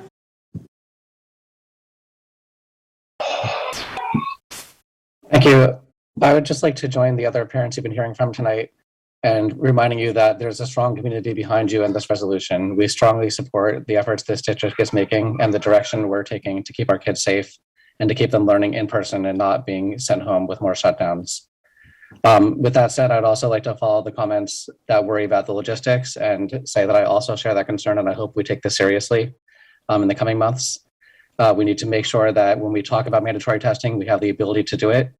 As previous commenters have said, we haven't been able to get testing for my kids even when we've wanted it. And just to generally understand that when we move to independent study for some students whose parents don't want them to get tested or get vaccinated, that this be a fully robust independent study program, that we don't drop the ball again like we did earlier this year. And notably that we make an exceptional effort to make sure that students with disabilities who have IEPs are accommodated in this independent study. Thank you very much. Thank you, Taylor. Next speaker. Our final speaker is Tracy Mistry. Hello, I'm the parent of a first and sixth grader at Alice Burney, and I want to thank you for your proactive position on vaccinations and testing. I know this was not the easiest option for staff to implement, but wholeheartedly agree it was for the best. However, I'm concerned about the ready capacity for testing all of those who file for exemptions and the capacity of independent study to absorb those who decline both vaccination and testing. Having those individuals stay on campus due to a lack of capacity will negate all the other hard work of staff. And for the 5 to 11 age group, the resolution gave the superintendent flexibility about the demographic. What is the plan and the specific timeline for calling for vaccines or exemptions and testing for the 5 to 11 group? And how will that be accomplished? Thank you so much for your time. Thank you, Ms. Mistry. All right, I will open it up for board comment. I just wanted to take a moment and thank all of the staff at the vaccination clinics. I was one of the 300 and semi people here last night getting a booster, and I just saw the tireless and committed, dedicated work of every single person that was here. There was a line out the front doors of people here with their children to get their first dose, and their parents getting their boosters, and it was a great sight to see. But I just wanted to say thank you to all of the dedicated staff. I spoke to many of you last night and expressed my gratitude, but please accept that again, your work does not go unnoticed. All right, do we have any other board comments? Member Garcia? Yes, thank you. So I just want to thank Victoria and her team on this incredible work. I know this has been a team of many divisions and units, so I just want to be just want to make sure that that I extend my gratitude, and also just am thankful for all of the great work you've been doing with the communications. I really appreciate that. I just received my letter as a parent yesterday, I believe, just reminding me of the timeline. I've also already uploaded my daughter's vaccination cards. I think it's the Friday after the link came live. One of the things that I do want to ask, and I before I move on, I want to make sure that I thank you for the town hall. I was able to listen in, and I just think that that it was just a really helpful, very informative town hall, and very appreciative of Dr. Bloomberg for making time to join us. I know he's a very busy person, but I think his participation just went a long way. Just in terms of the uploading of the vaccination cards, I don't know if it's clear that the district has received the vaccination cards. So if you can talk a little bit about sort of the feedback loop in terms of the confirmation for parents once they upload those cards. And then I have a couple of other questions. Yeah, we did hear from our parents that they would like that. They want to know you got what I sent, right? Whether it's a vaccination card or an exemption. And so we are actively working, as Chief Lyons said, our team will be working all over Thanksgiving break to upload those into Infinite Campus. And we will be working on a process with our tech services team to send a confirmation once those records are documented in Infinite Campus. Likely mid-December into January is what our target is, but that is something we've been having active discussions on, and we've heard from our community that they would like that. I think that would be great. I think it would be a very easy way to deposit some really important information that school sites have access to. I know as a new parent at a middle school, they're starting to have school events, dances. So the vaccination is a requirement. So that would make it a lot easier for our students to attend. And then my next question relates to slide number 11. The staff vaccination dashboard. So it's 5,001 eligible staff. This is all staff, right? From CERNA to the classroom to principals to school bus driver. It's all staff. And for some reason, I asked because I thought that fully vaccinated percentage was higher at some point, but I'm not sure if it was higher because it was reported to us just for teachers. So I'm just trying to figure out how do we disaggregate this data and understand where some of the lower vaccination rates are among staff. Well, the staff is all staff, whether they're full-time or part-time employees, and that's in Escape.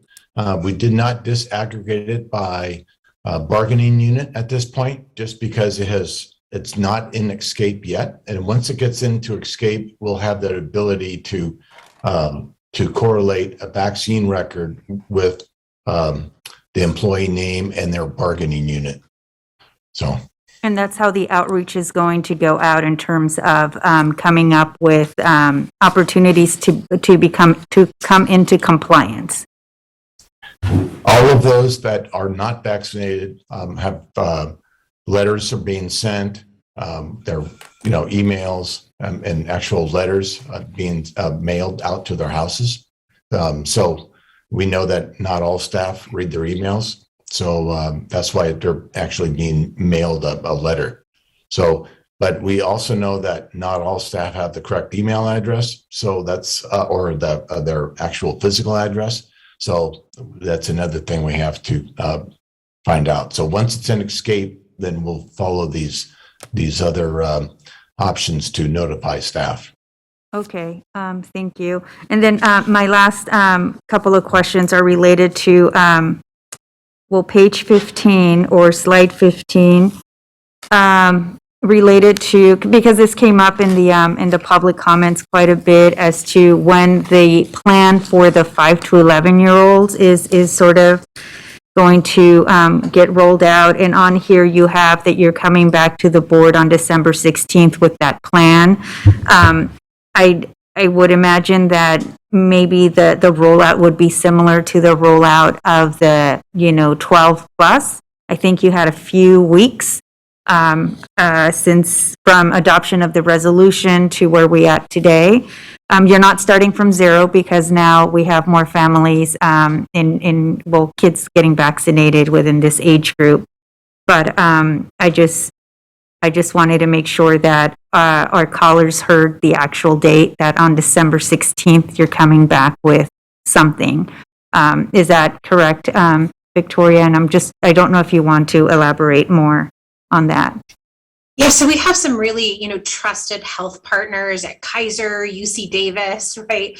Sac State, who have helped advise us on a number of health issues that have impacted our district. So that first week that we're back from Thanksgiving break, we're convening with them to discuss from that expert opinion, right? What do they advise us to do, right? We are really concerned about that, Kaiser Family Foundation survey that talks about those families who are just hesitant, and we would really like to enlist them instead of pushing them away. So we are committed to come back to you to talk about that process at that December 16th board meeting.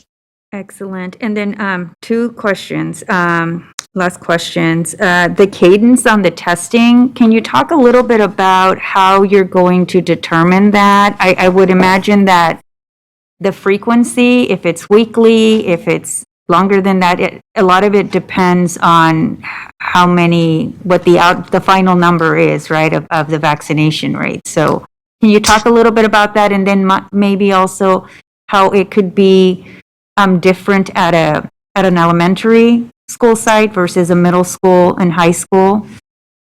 Yeah, so our cadence is really going to be driven by the public health guidance and the spread of COVID. So we wrote, that with some of that flexibility. So right now we would be looking at weekly. Our case rates are high enough where we want to test at least weekly. If we were to drop way back down again, that might not be the best use of time, right? Because we know we're going to impact learning time. So this is that balance between, physical, safety and learning loss. And so we will be looking at testing everyone who is not, does not have a full vaccination record documented in Infinite Campus. I really appreciated the public comment, understanding how incredibly complex this is and what a heavy lift it is. We've been building this readiness since we started these conversations, and we do anticipate being ready by January 31st, building up our teams. And so many of our families will see and experience weekly surveillance testing beginning either this week, the week we return, or the week after at all of our elementary school sites, then moving into our secondary sites as well. Excellent, thank you. And then my last question is, when are we going to hear about the plan to scale up to meet the needs for independent study? Are we going to hear that at the next board meeting?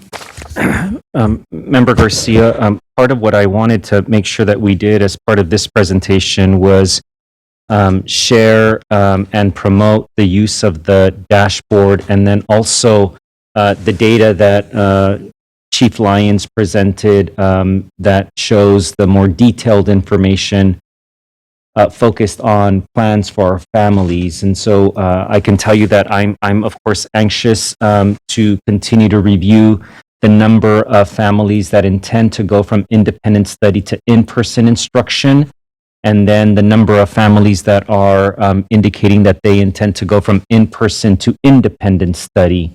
I don't have, unfortunately, an update for you or for our community. We are still trying to reach an agreement with our labor partner, SETA, specifically the proposal that would have volunteer teachers teach students in independent study, up to 10 students, 8 hours a week, with 5 of those hours being 1 hour of synchronous instruction per day and the other 3 hours for prep time. That, of course, you can imagine would probably alleviate and depressurize the system quite a bit. But I would just encourage the board to know that we are going to come back with an updated set of data, particularly around that slide that shows where the movement is from our families who indicate whether they're coming back to in-person instruction, which is what our hope is from the very first time that we presented and that you passed that resolution. Everyone was encouraged by the possibility that more families would feel more comfortable going from independent study to in-person instruction.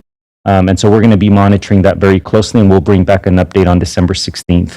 Okay, I think it's also important for families to understand what independent study looks like in order to be part of their decision.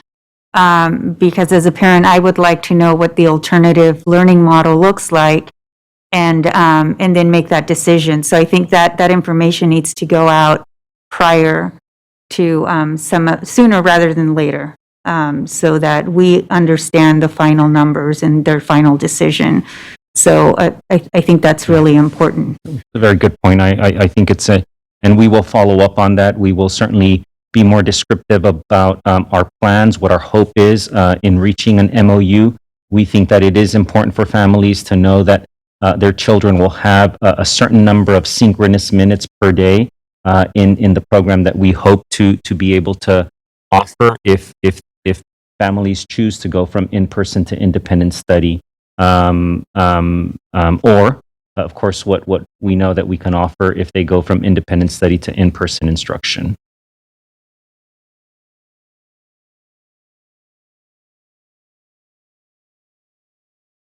I'm not seeing any other board comments. I was trying, sorry. Oh, Member Morosky? Maybe I pressed the wrong button. I'm sorry. That's all right. I'm so sorry. Real quick, again, just echo the thanks to everyone working on this, from IT to health services through to the whole team. So thank you. Wanted to ask just a couple of points here. The communication plan. Just wondering, since we are, we've already done a ton. It's pretty incredible to look at this list. And we still have a long way to go in terms of getting that, the verified vaccination numbers up high, getting a little nervous about, getting close to that November 30th date. I know, a lot of folks like deadlines and react to deadlines, but just wondering whether we need to maybe step it up in terms of, like, if you haven't done it, 2 weeks prior or a week prior, like sending that text every day and just say, just really making it clear to families. I don't know. I don't want to tell you how to do your job, but just really want to make sure that we, are doing enough in those last kind of couple of weeks. So that's, I guess, more of a comment. The other piece I wanted to talk about is again on that 5 to 11, the vaccine. It's not a requirement yet. The board authorized the superintendent to make that call in terms of when the timeline is. But I, just looking at what's going on right now with COVID, with the potential winter surge, if we don't do it now, if we don't put a timeline in place, by the time it's a surge and it's high and it's affecting our kids, it will be too late to put in something. We can't, we have to give people some time. So it'll be too late to then try to implement a vaccine mandate. So the time to do that is now, before we are in a crisis. And the more, we've had a little more experience. There's more time that's lapsed. And I just feel like the more families see us hesitating to impose this requirement, the more they will wonder about, well, why? Is there some doubt about the safe? No. The clinical decision has already been made. It is very safe. It is very effective. And so I think it's a cycle that feeds on itself when people see us hesitating. That makes them feel more hesitant. If we go ahead and say boldly that this is a required vaccination, just like all the other required vaccinations, because, that's, we already have the data, we already know. And so I appreciate that you want to consult, and I think it's appropriate to consult with our partners, but honestly, it's not really a clinical decision at this point. Like, the clinical decision's already made. It's already safe and effective. So I really think we need to move forward more quickly to take this step that, the board has authorized. And if there's not a date announced before our next board meeting, I would request to bring it back for action so the board could consider taking action at our next meeting to move this forward. I just think the longer we wait, the more children will be harmed and will get sick and will miss school. And it's, you know, like Dr. Bloomberg said, it's less severe in children, but I just can't sit with having a safe and effective vaccine and not protecting them when we have the opportunity to protect them. So just wanted to put that out there, and would just hope to move forward expeditiously on that item. So thanks. All right. Thank you. Student Member Zhang. I actually had the same comment as Member Murawski regarding the lack of feedback from families on the vaccine confirmation form. I was wondering if it's possible to publicize the form through students and have students talk to their parents instead, so that we can directly get a response. Thank you.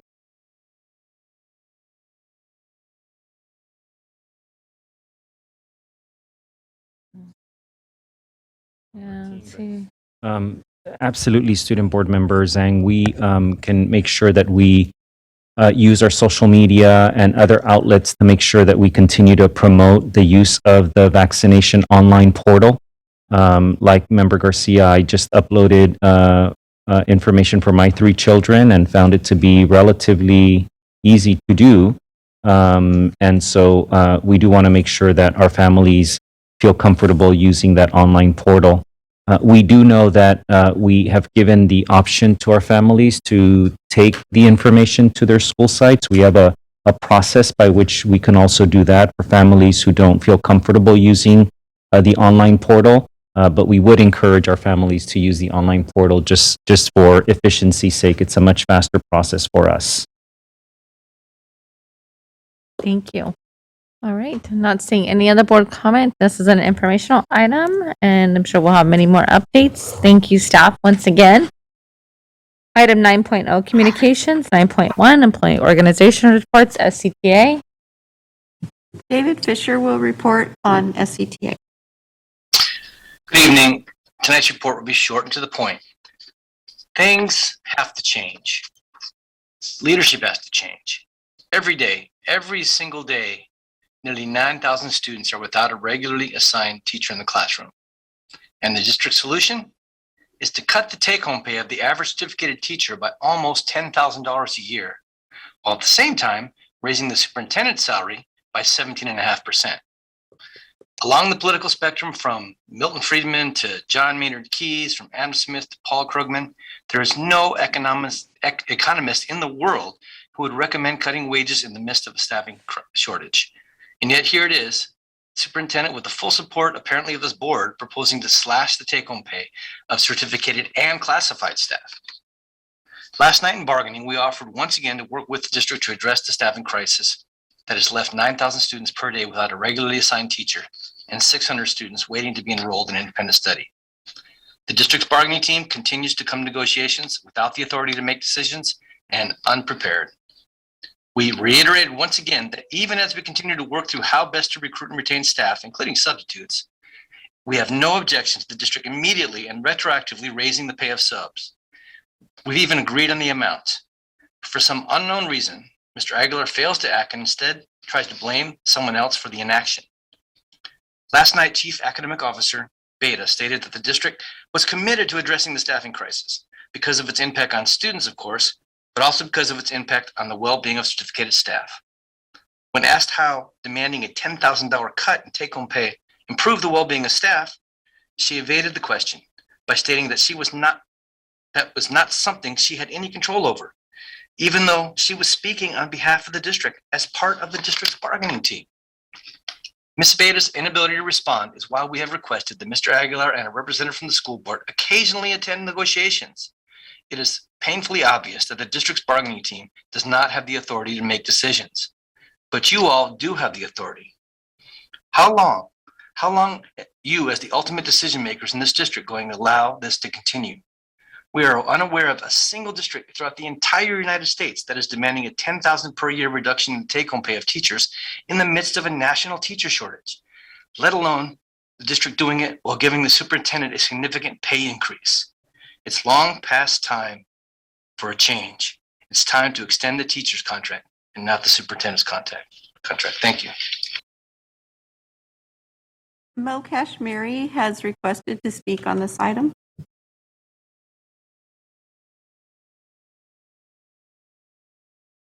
Hi, this is Mo Kashmiri. I'm putting on my SEIU Local 1021 hat.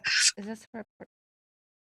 I'm sorry, Mo, is this a report for SCIU or is this a public comment for the SCTA? SCTAs. Okay, go ahead. As the representative for SEIU, I would agree with what David Fisher is talking about. Our staff, we can't fill positions that are 3 hours and 45 minutes and don't pay a living wage. We can't fill positions when our bus drivers aren't getting paid, which is competitive with everyone around them.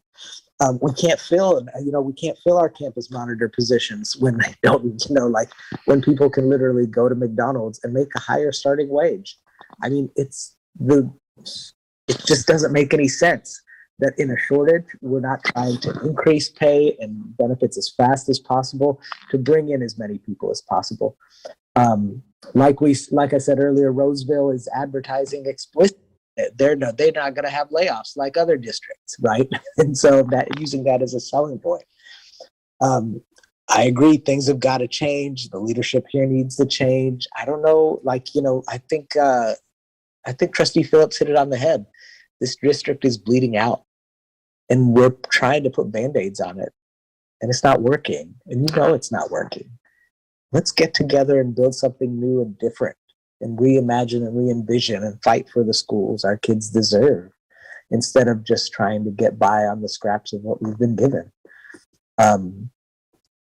So just to be clear, in SEIU 10-1, we also see the district stalling and bargaining. We've given proposals.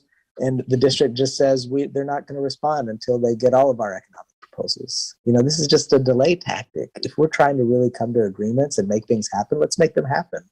But we're just seeing the district delay and delay and delay. I also want to just remind this board that they said they were going to return to in-person meetings. That still hasn't happened, even though it's happening in all the schools. This board also said they were going to go and do ride rounds on the buses. That hasn't happened except for Leticia Garcia. I do want to acknowledge that she came out and did a bus ride with some of our bus drivers. Thank you, Commissioner. Can you please wrap it up?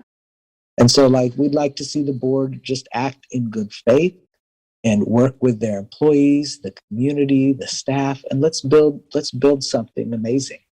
Let's not fight let's not fight over a district that's bleeding out. Let's build it. Thank you. Thank you. That was the only public comment. Ms. Marty? Yes. Okay. Item 10.0, Board Workshop, Strategic Plan and Other Initiatives. 10.1, the plan to address learning recovery and compensatory, I can't even talk tonight, services. Geo. Can you Good evening, tell President I'm Pritchett. getting tired?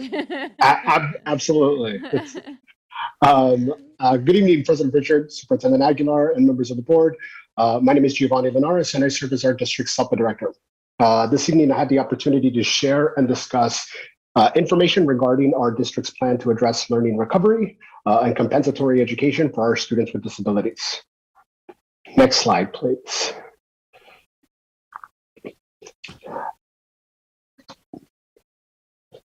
With this presentation, our goal is to provide an overview of learning recovery and compensatory education within the context of the COVID-19 pandemic, provide additional information regarding our need to provide comp ed services as a result of multiple CDE special education compliance complaints, our drafted plan to address the need for learning recovery and compensatory education,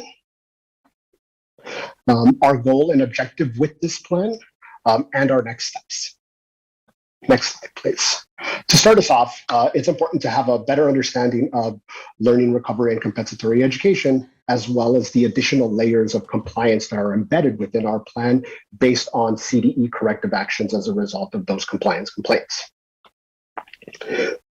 So there is federal and state guidance that IEP teams must make an individualized determination whether and to what extent learning recovery and compensatory services may be needed. So a way to start is to differentiate between those two terms. So learning loss versus compensatory education. So the term learning loss implies that a district provided a free and appropriate public education to a student with a disability. However, the student may not have made meaningful progress within the virtual platform, and the student's educational benefit was impacted. Therefore, IEP teams should consider working with parents to develop a plan to address any loss of skills or lack of progress caused by COVID-19 suspension of services. We would call this learning recovery. On the other side, there's the term compensatory education, which describes educational services provided as an appropriate and equitable remedy when a district has failed to provide a student with a disability in appropriate education as required by their IEP and the Individuals with Disabilities Education Act. So this is an important distinction as we acknowledge and the additional responsibilities we have within our plan. Next slide, please. So although federal and state regulations relaxed some of the initial onset of regulations at the onset of the pandemic, guidance, financial support, and expectations for meeting mandates set forth by the Individuals with Disabilities Education Act, Ed Code, were back in place by late spring and early summer of 2020.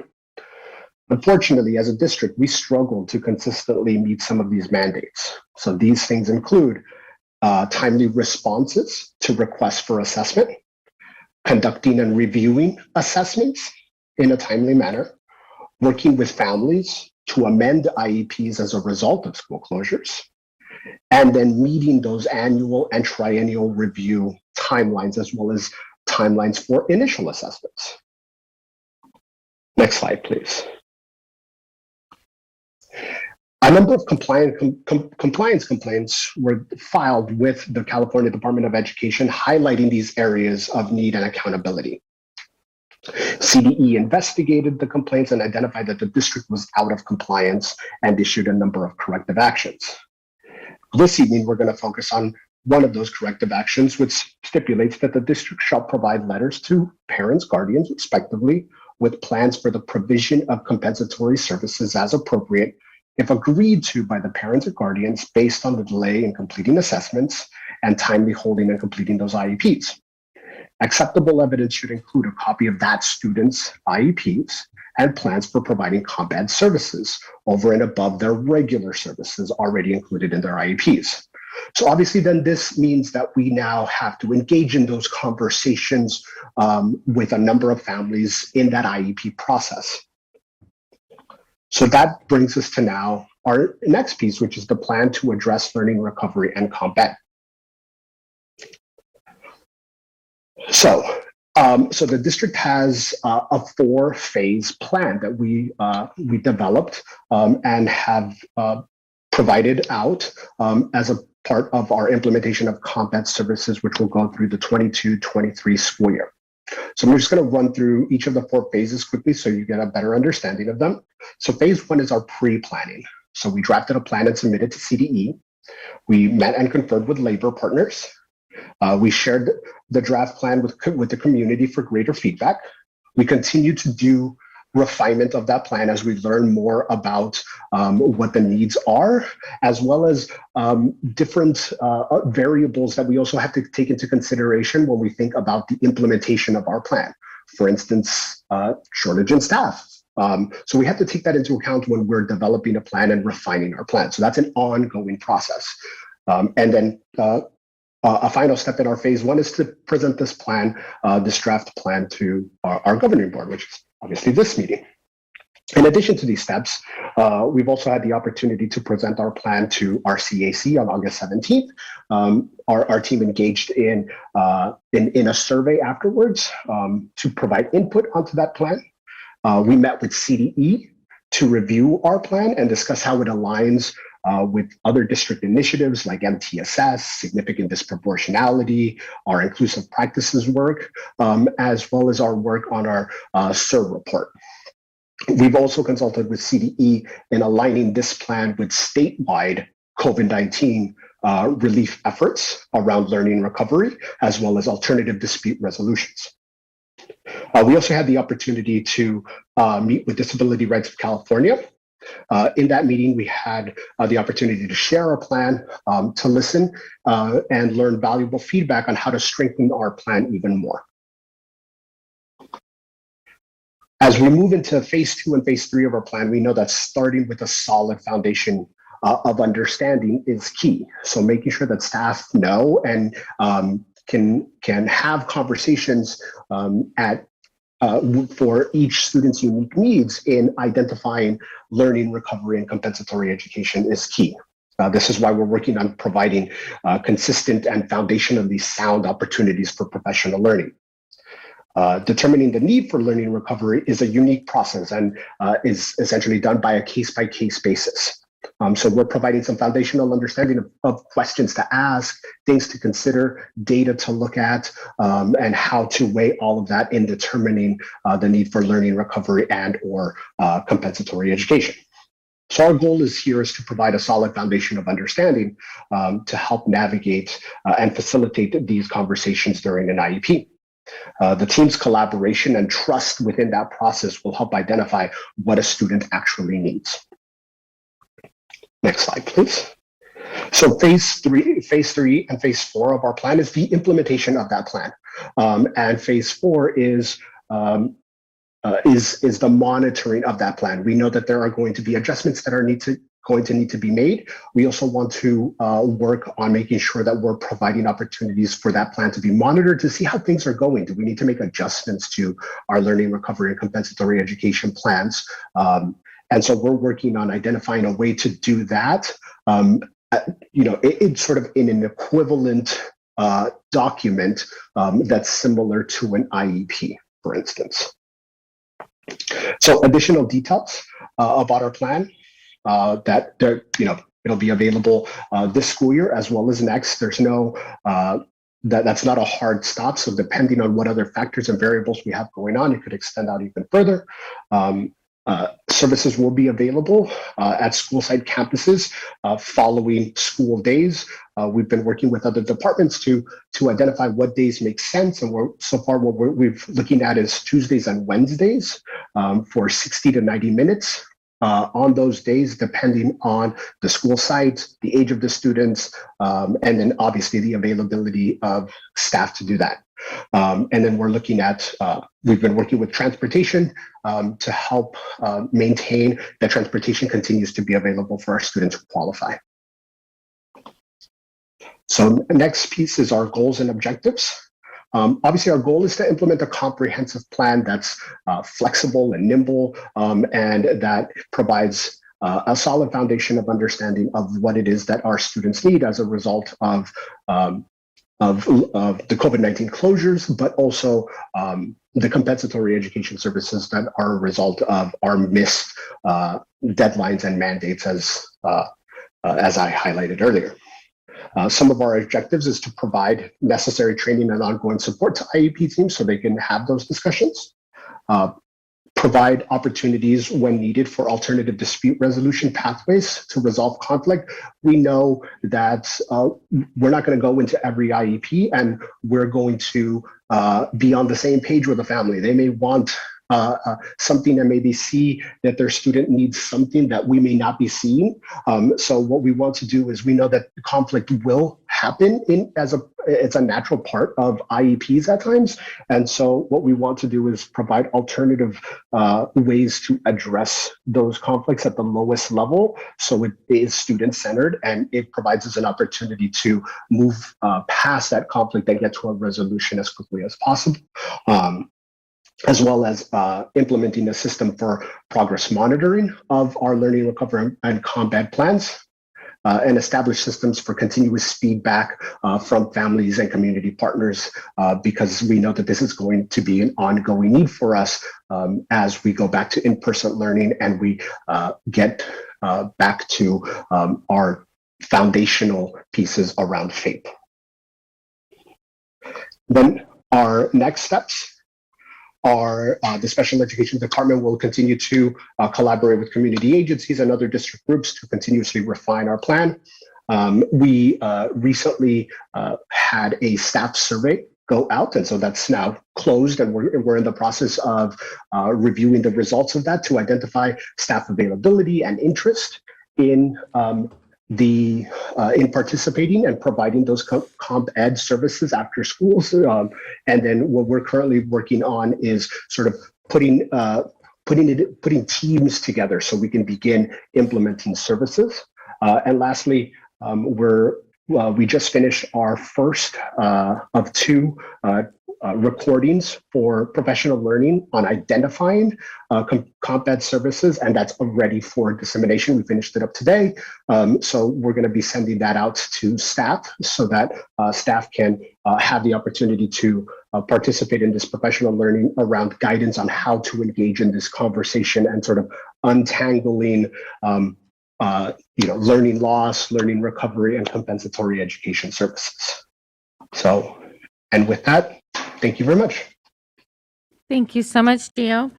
All right, I would believe we have one live public comment on this item.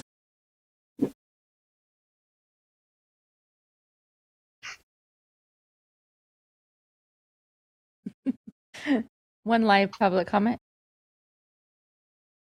Yes, we have one comment from Terrence Gladney. Thank you. Good evening again. There was a slide in the presentation that I believe spelled out like $3+ million for compensatory education.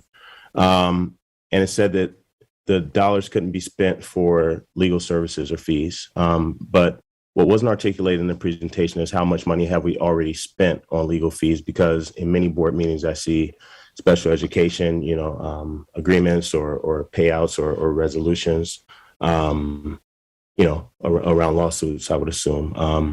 And we know that this district has a history of having to pay out special ed lawsuits for not providing services.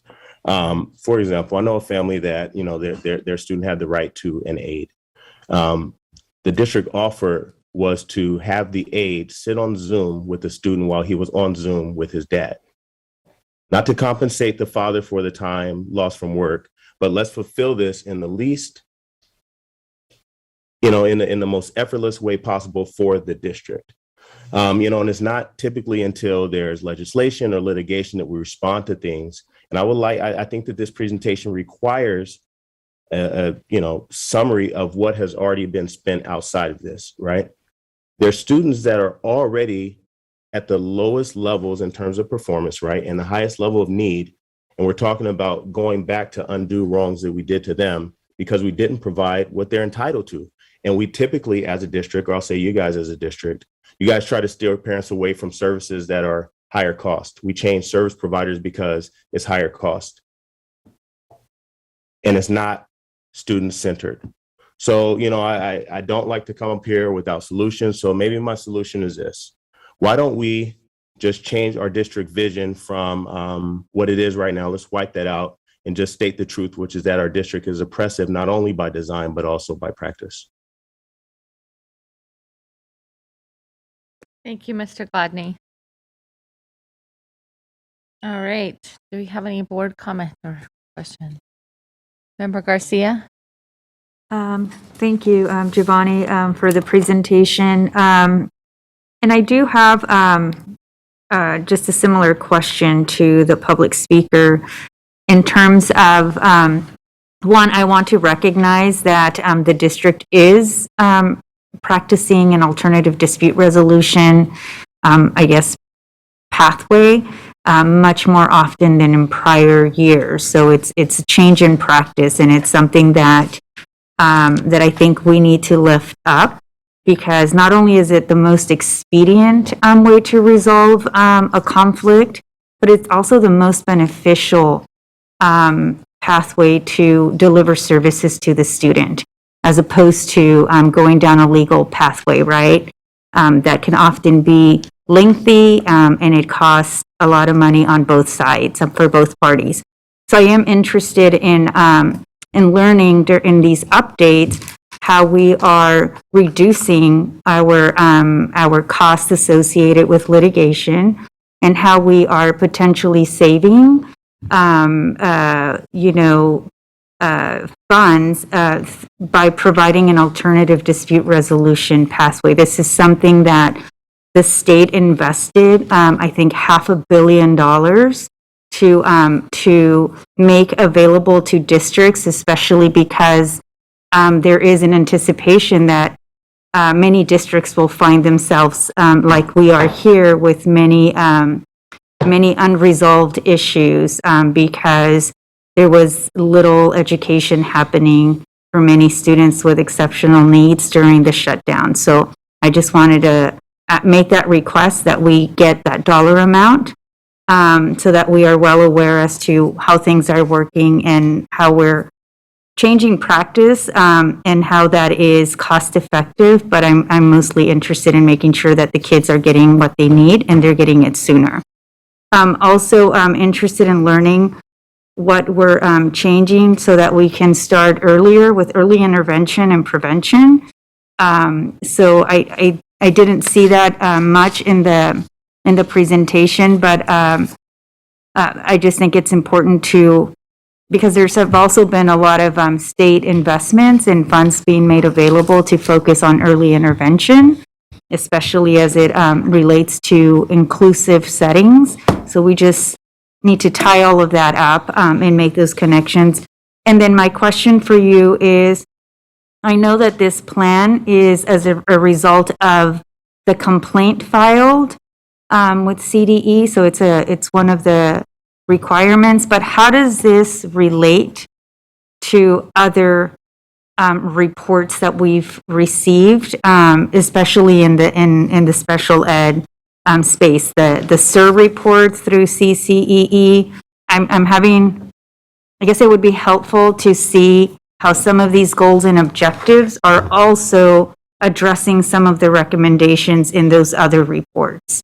So can you talk a little bit about that? Or I'm just wondering when we will be able to see how we're addressing some of the recommendations and other reports and moving in the right direction. I think that's what I want to feel, that we're moving in the right direction. We're making progress, even though sometimes it feels that it's very slow, but I understand that change, it doesn't always happen very fast.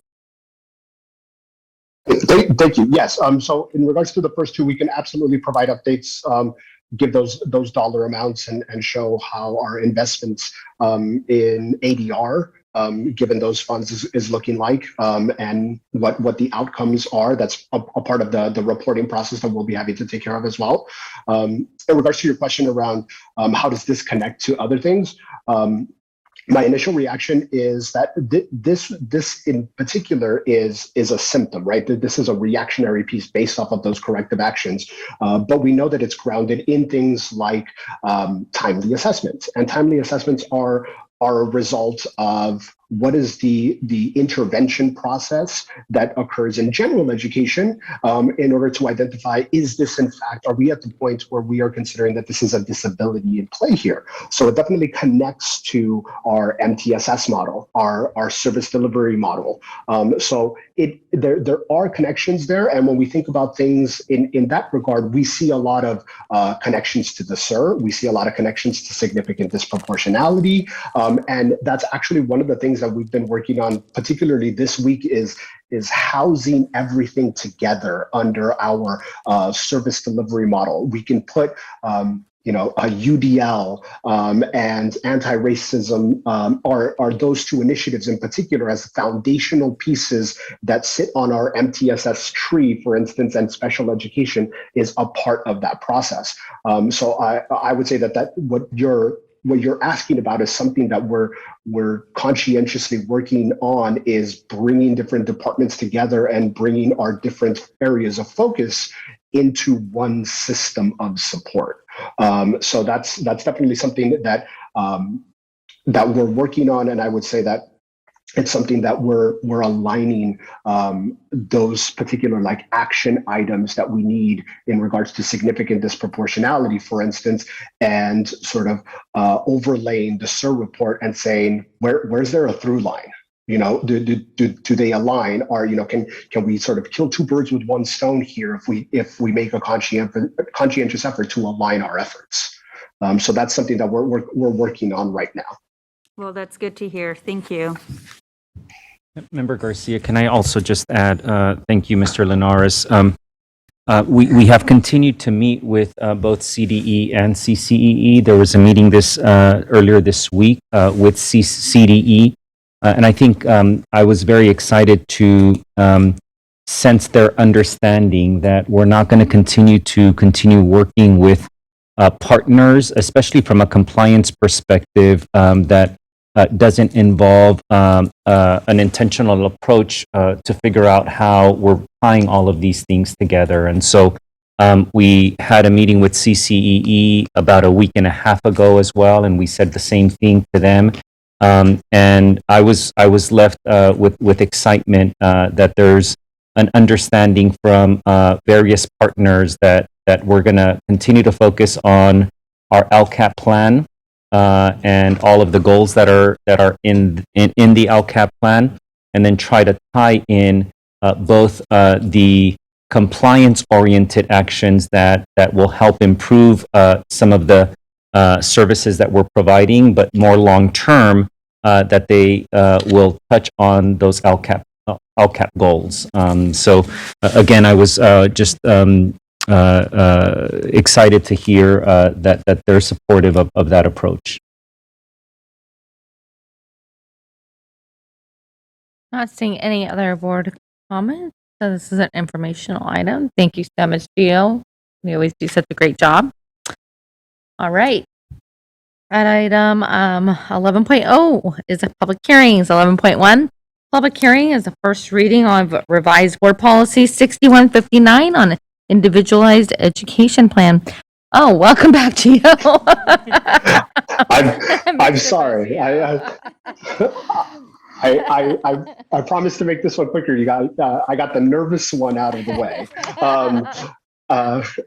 So this one, for these next two, the first readings, I got to say these are two that I'm really excited about because I had the opportunity to present on our significant proportionality plan earlier this year, and we talked about what are some of the actions and services that are a part of that plan.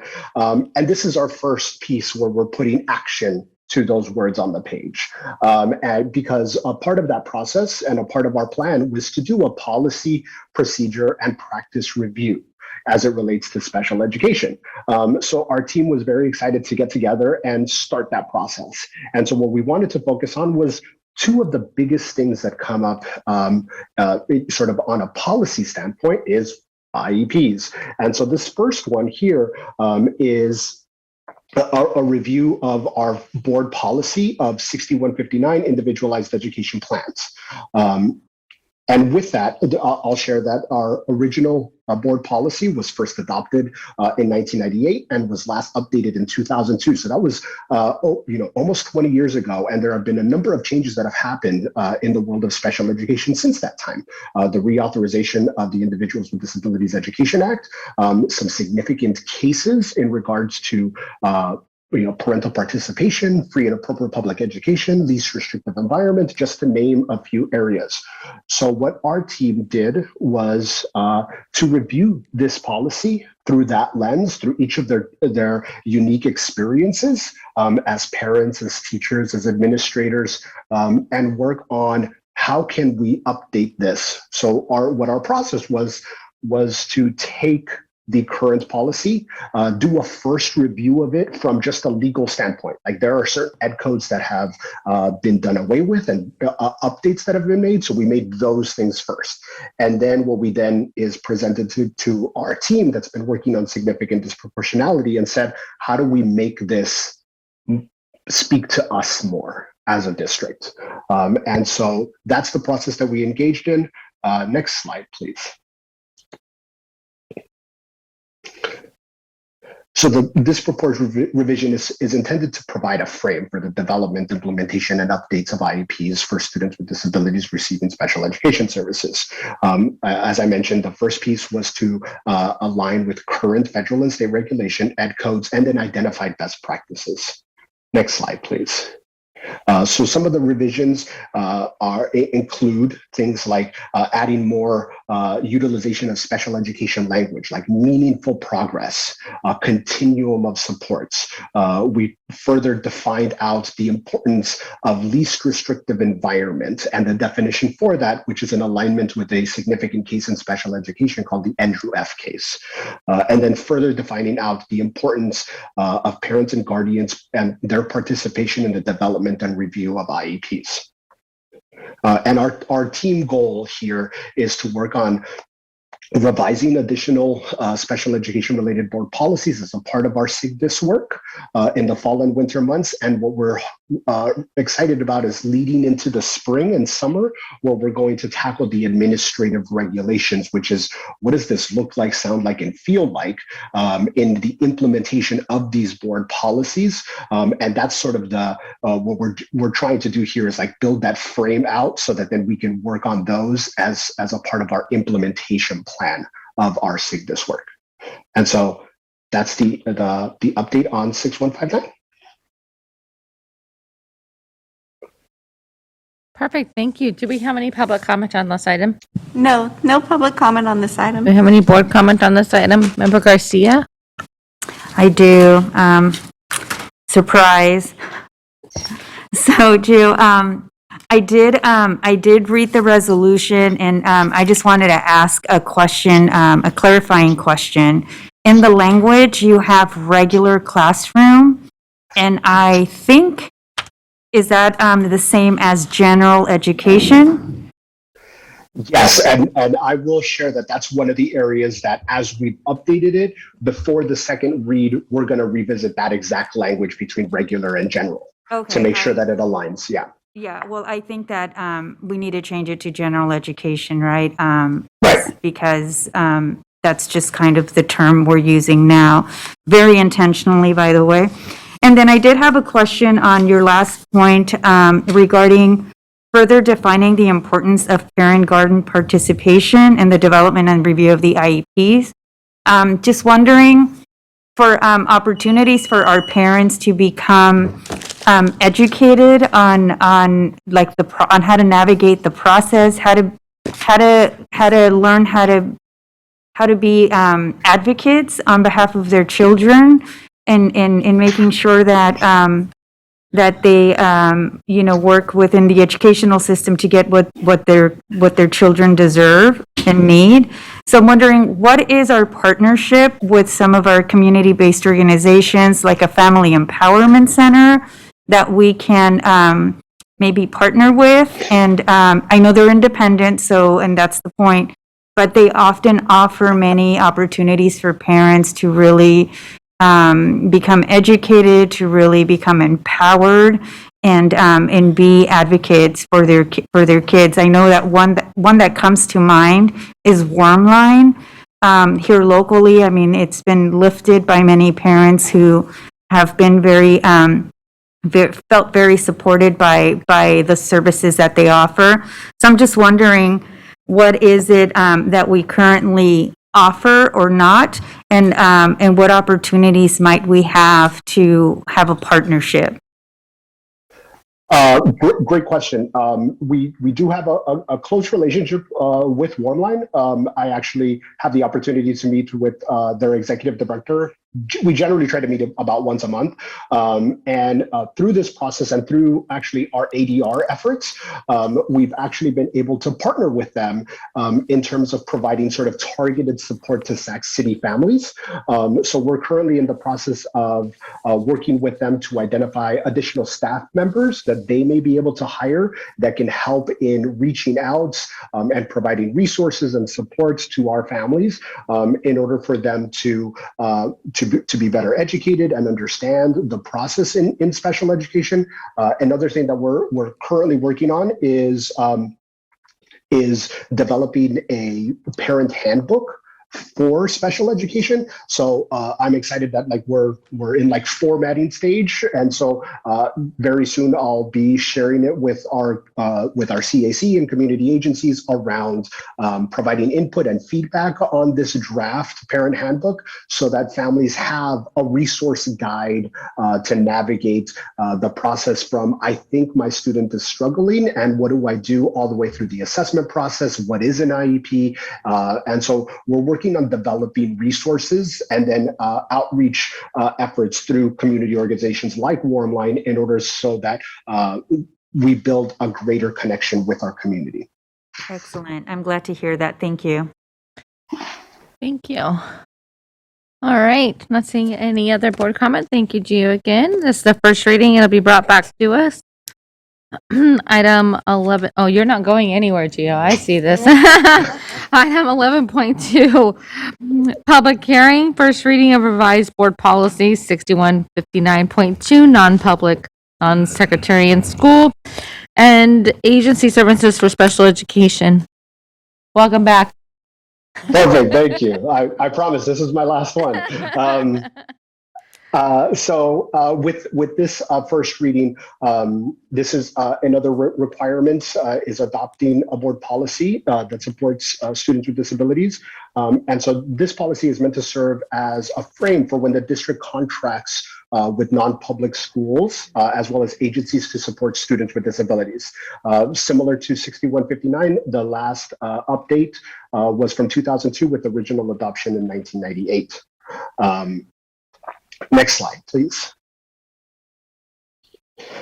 For this, the proposed revision is emphasizing first the responsibility that we have as a district in providing a free and appropriate public education in the least restrictive environment. And through that process, through that analysis, we may get to the point where we are contracting with non-public schools and non-public agencies to provide support to our students. And so we wanted to emphasize that process here. Additionally, this revision provides guidance for ensuring that non-public school placements are monitored and evaluated to ensure that students are making progress towards a less restrictive environment. And that's a big effort that's going on, not only within our SELPA, but SELPAs across the state and the state in general, in making sure that placing agencies, districts are involving non-public schools in their work, and then evaluating those placements when they are made in order to ensure that we are working towards bringing students back as much as possible and as much as appropriate. And once again, the team goal here is to provide this frame leading into the summer, to the spring and summer, where we'll be working on the administrative regulations as to what that's looking like. All right. That's it. Thank you. Do we have any public comment on this item? No public comment. Member Garcia? I do have, yes, I know. I do have one request. When this comes back to us, it would be helpful to put the dollar amount, because I know we have many students that are often placed in non-sectarian, NPS classes. So it's important for us to know, like, the dollar amount. I just don't know if it's more than average compared to other districts. Are we placing more students in those types of settings? Getting to the root of the issue is why, and how do we build internal capacity to serve students within the district as opposed to having to place them outside. Of course, if that's a better placement and it's dictated by the IEP, then that's that. But just really trying to understand how do we build internal capacity. But I do want to know how much we're spending on some of these placements outside of the district. Thank you. Thank you. Member Morowski? Thank you. I'll be very brief. I can see, Gio, Mr. Linares, why you're excited about these two policies. Although, they don't change things by themselves, but they lay that foundation. So I'm just wondering two things. If you're planning on bringing this to the CAC for comment, and also if there are, and you don't have to answer this next one right now, but I would like you to take it back and think about it, and maybe superintendent as well, if there are any other places where, not just for compliance and kind of alignment with the law, but if there are places where the policy can push and be more proactive in terms of planting a flag on what this district and board wants to see in terms of least restrictive environment and just pushing us forward in terms of these outcomes that we want to see. I don't have specific kind of ideas about what that looks like, but would just encourage us all to think maybe about some language that can be just a little stronger in terms of a vision. Thank you.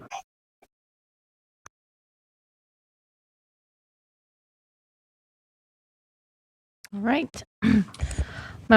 Superintendent? President Pritchett, just very quickly, I do want to just, as we go into a bit of a season of gratitude next week, of course, I do want to just extend my gratitude to Mr. Linares. As you may recall, Dr. Hedegaard is on maternity leave, and normally they would have been working on some of this work together, of course, but you just saw Mr. Linares in 3 presentations, and that means that he's been doing a lot of this work. We have brought in some additional support, but I do want to just thank Mr. Linares for all of his efforts supporting Dr. Hedegaard and our entire team in this wonderful department. Yes, thank you so much for your hard work. All right, this is a first reading and will be brought back to us, which means we get to see you more. Just not tonight. All right. Item 11.3, public hearing, educator effectiveness block grant. Who do we have with us tonight? Ms. McCarn? Yes, Hi, Rose. Hi. Sorry. That's okay. Hello, President Pritchett and board members. Tonight, Ms. McCarn and Chief McCarn and I believe Chief Academic Officer Christine Vieta will be helping me present the Educator Effectiveness Block Grant. Next slide, please. And for this presentation, this is the overview. We're just going to go over the block grant itself. We were awarded about $8.9 million for the purpose of professional learning. And this is a 5-year grant, as you can see, running through all these years, through the end of the year of 25-26, which is nice, although it is a one-time grant at this time, but it is intended to go over that time period. And so tonight's the first reading, and then we'll be bringing this back to you as required because the plan must be approved by the board before December 30th of this year. Next slide, please. So I won't read all the details, but just overview on the requirements and compliance that we do have to use them for the purposes intended. It is a restricted grant with the goal of professional learning. We are required to submit an annual data and expenditure report, and then we have a final report that's due on September 30th of 2026. And we are expecting that CDE may be providing us with some templates in which to provide that information. At this time, the template that you are seeing is a template that that's being used by various districts in California because there is not a template that CDE has put out just yet. Next slide, please. Excuse me. And I'm not going to read all of the requirements. There's quite a few, but there's 10 overall purposes that this grant can be spent on. And then what we're going to do in this presentation is you'll see that Chief McCarn is going to go over specifically how it is that we propose to intend to use this funding source. Next slide, please. So here's 4, and here's another 3. And then we go into next slide, please. This is the remaining of the 10, another 3 of these. And these are all included in the executive summary for you to read as well. Next slide, please. And so our proposed budget plan is going to focus on the first goal of one of the 10. And this is on coaching and mentoring staff. And then you'll see all the details related to this. And at this point, I'm going to turn it over, I believe, to Chief McCarn. Thanks, Rose. Okay, so we are going to spend the next few slides talking about the specific areas that Rose mentioned. Recruitment and retention is the focus for all of them. We know this, we have heard this, the need to increase, to try different things. We know that there is a staffing shortage. statewide, nationwide. And so we're really looking forward to some of these specific efforts that you'll see and strategies and the cross-departmental collaboration that will come with those. So with this focus, cross-departmental, we are looking with these strategies, looking at increasing diversity and sustainability, building our capacity. And what you'll notice is that it focuses not just on administrators are certificated, but classified as well, all three across the system. Next slide, please. So one of those areas is administrator coaching and partnership program to focus on retention. So helping our most novice administrators with specific mentoring, with specific coaching and professional learning to increase the retention and also to help address other areas that we know are of need within the district. Next slide, please. The Deferred Action for Childhood Arrivals, DACA, you may have heard it referred to that as well. We would like to establish a pathway to teaching. So working specifically with local universities to develop and implement a pathway to teaching specifically focused on that is the highlight area for this section. Next slide, please. Also in recruitment and retention, Sorry, Ms. McCarn, can I just interject real quickly? And if you can go back to the other one. We are particularly excited about this one, and we will come back to the board with more details. What we envision is some kind of program where we would have some kind of conditional agreement for students to come and work in Sac City Unified for a number of years. Perhaps pay for credentialing fees, if you will, on the condition that they will come back and work for us for a number of years. Lots of work still, but the idea is that we want to encourage many of our students in our community that might stay local or might want to come back who are in this predicament from an immigration perspective. To remain here in Sac City Unified, and so we will keep you posted. But this is something that our team feels very committed to. Thank you, Superintendent. And actually, that through line of a commitment goes into some of the others that you'll see, some of the pathways in general. Looking at the next slide here, support. As you know, we have wonderful teachers who are with us and on visas, either an H-1B or a J-1 visa, and us wanting to be able to support and continue to, one, retain them in the district, but also support them through that process. We are suggesting that there be some additional consideration in this area because those teachers, for the most part, are special education teachers, experienced special education teachers, and foreign language teachers, so high need areas for us. Next slide, please. And as everything, right now, things are certainly getting more expensive. And while we don't currently have an advertising budget, we want to point this out as part of the recruitment process of trying to do things more of a social presence, more of an opportunity to work with posting agencies that have a wide audience to be able to help with get the word out, get the recruitment components out there. Again, with a nationwide shortage, we aren't able to just keep doing and reaching out to the same places that we have in the past. We need to expand, and to do that, we need some financial support. Next slide, please. This, like the DACA pathway, is another pathway that we are interested in, career pathways, both for administrators and teachers.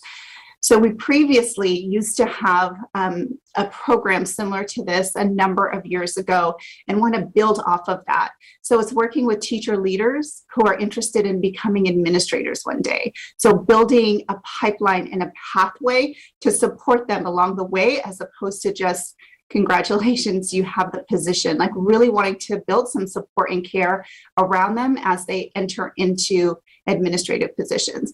And similarly for teachers, we had a really successful classified to certificated pipeline that we were able to implement with a grant.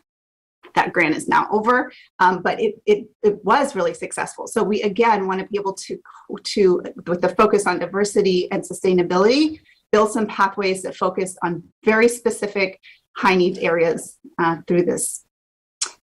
And I should also mention, including the early childhood education teachers as they transition to become transitional kindergarten teachers. We know that that change is happening. It's just another opportunity to pull pieces together and work with a common goal. Next slide, please. You know, so many of the things that come through are focused absolutely on high needs areas with our certificated and administrators. We really want to focus also on classified and providing some specific strategic targeted professional learning and coaching with classified employees, and looking at especially those high turnover positions like bus drivers, special education aides, food service assistants, childcare attendants, those positions where if we are able to create more of a lasting pipeline in terms of some mentoring and coaching, in terms of some ability for them to continue to develop and feel connected, that will help. So that's another area of focus. Next slide, please. And then our substitutes. Part of the overall through line with all of these, as I said, is recruitment and retention. And we don't want to forget our substitute teachers, certificated, but also our classified substitutes. So being able to offer district-wide, targeted, strategic professional learning to get them in line with the priorities of the district, and to, again, offer support. We're looking at recruitment, certainly, but also retention, because as you know, you can go to any district and sub, and we want to make this an attractive place to be with some really specific quality professional learning. Next slide, please. And to help pull all of this together, we are recommending adding a position specifically focused with talent management and educator effectiveness, focused on recruitment retention, right? We talk about it all the time, but we also we want to be realistic and continuing to add. It's going to take time, energy, effort. We want to do it right. We wanted to ensure that it's comprehensive, that it really meets that sustainability goal that we're looking. And so we want a designated individual to be able to ensure those goals are met. And with that, I'm going to pass it over to, I think, Assistant Superintendent Erin Hansen. Thank you, Concy. Good evening, Superintendent and board members. I'm just going to add a little bit of context before I share with you the final portion of what we're requesting to use the EEBG funds for. As we shared with the board this week in a communications about the Commission on Teacher Credentialing Accreditation site visits, our induction program was accredited with stipulations. And so we have a few items that we need to address moving forward in order to ensure that our teacher induction program is both in compliance and meeting the needs of our educators. So you'll see in the board communications that we had a few preconditions that we needed to address, which we have already done through several actions. And then mostly that we need to expand the involvement of more individuals and departments in our district in our teacher induction program, as well as developing a continuous improvement process that measures both the effectiveness of our program and of our mentors, and ensuring that we are sufficiently resourcing this program. Next slide, please. So as part of the EEBG funds, we would like to expand our new teacher development. So the first part is to expand and improve the new teacher induction program to address the recommendations from the CTC, as well as to align the program with our core value, our guiding principle, and our instructional priorities with MTSS, UDL, anti-racism, and equity. So the first part of that is to really improve the quality, rigor, assessment, and measurement of that teacher induction program. We'd also like to, under the same umbrella of new teacher development, explore re-implementing a teacher intern program with our local higher education partners. So, for example, Sacramento County Office of Education and Sac State to establish teacher intern cohorts for multiple subject, single subject, and special education candidates, where we would be able to have them earning their credentials while also working in full-time capacity as teachers and being supported by highly qualified mentors and supervising teachers. I think I'm handing it back over to Rose Ramos. And the next two exhibits are simply just our budget that is in the executive summary that concludes with the total allocation of the $8.9 million. Next slide, please. And this is just the summary of section 1 and the 8.9. And then I believe we're at the end of our presentation. Next slide, please. And at this point, this is just information only. And now we will turn it over to the board for any questions. Fantastic. Thank you all. Are there any public comments on this item? No, no public comments. All right. I will open this up for board comment. I just would like to say congratulations on securing this funding. This is we do have one. Oh, okay.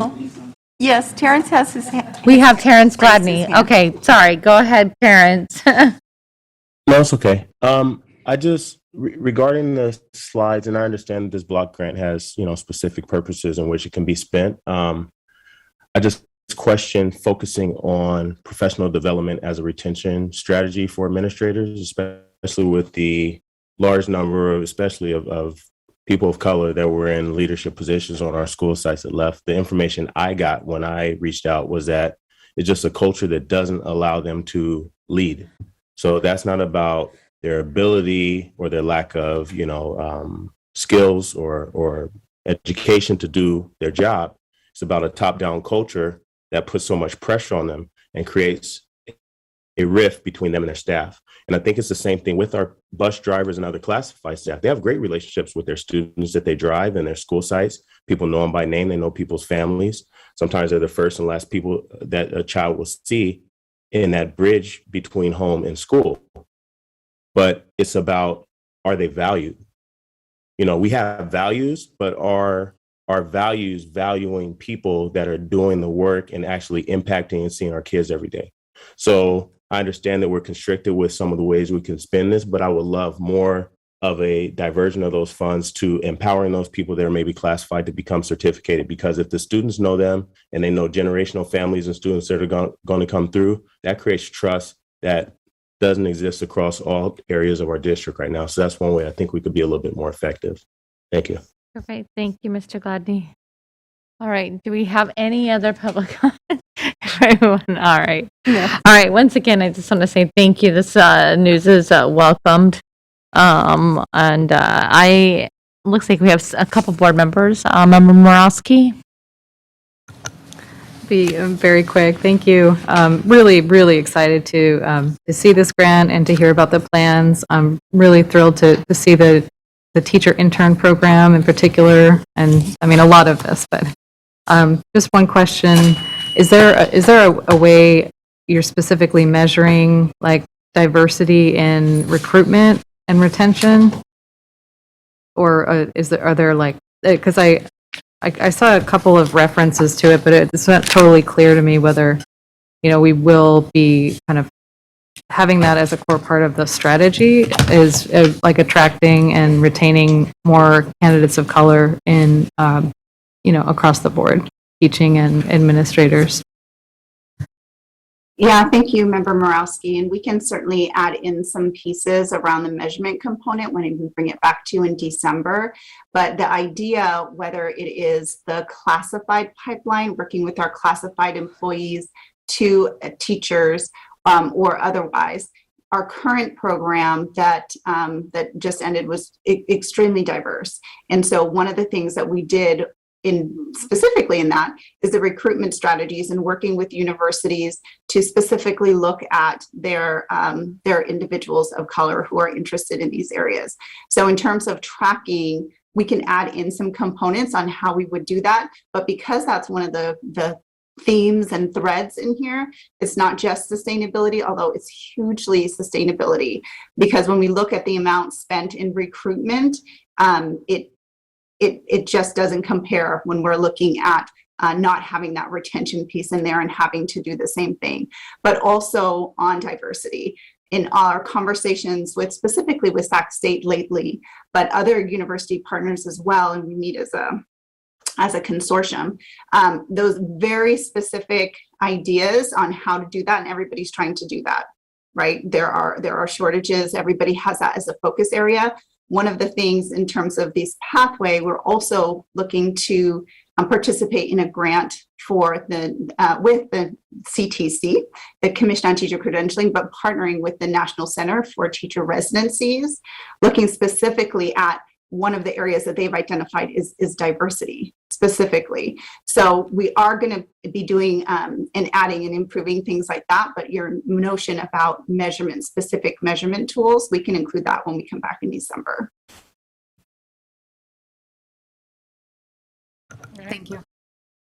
Member Garcia? Yes, thank you. I'm very excited about these funds that are available to our school district. They're available to all school districts, by the way, but and how they're being proposed to be invested.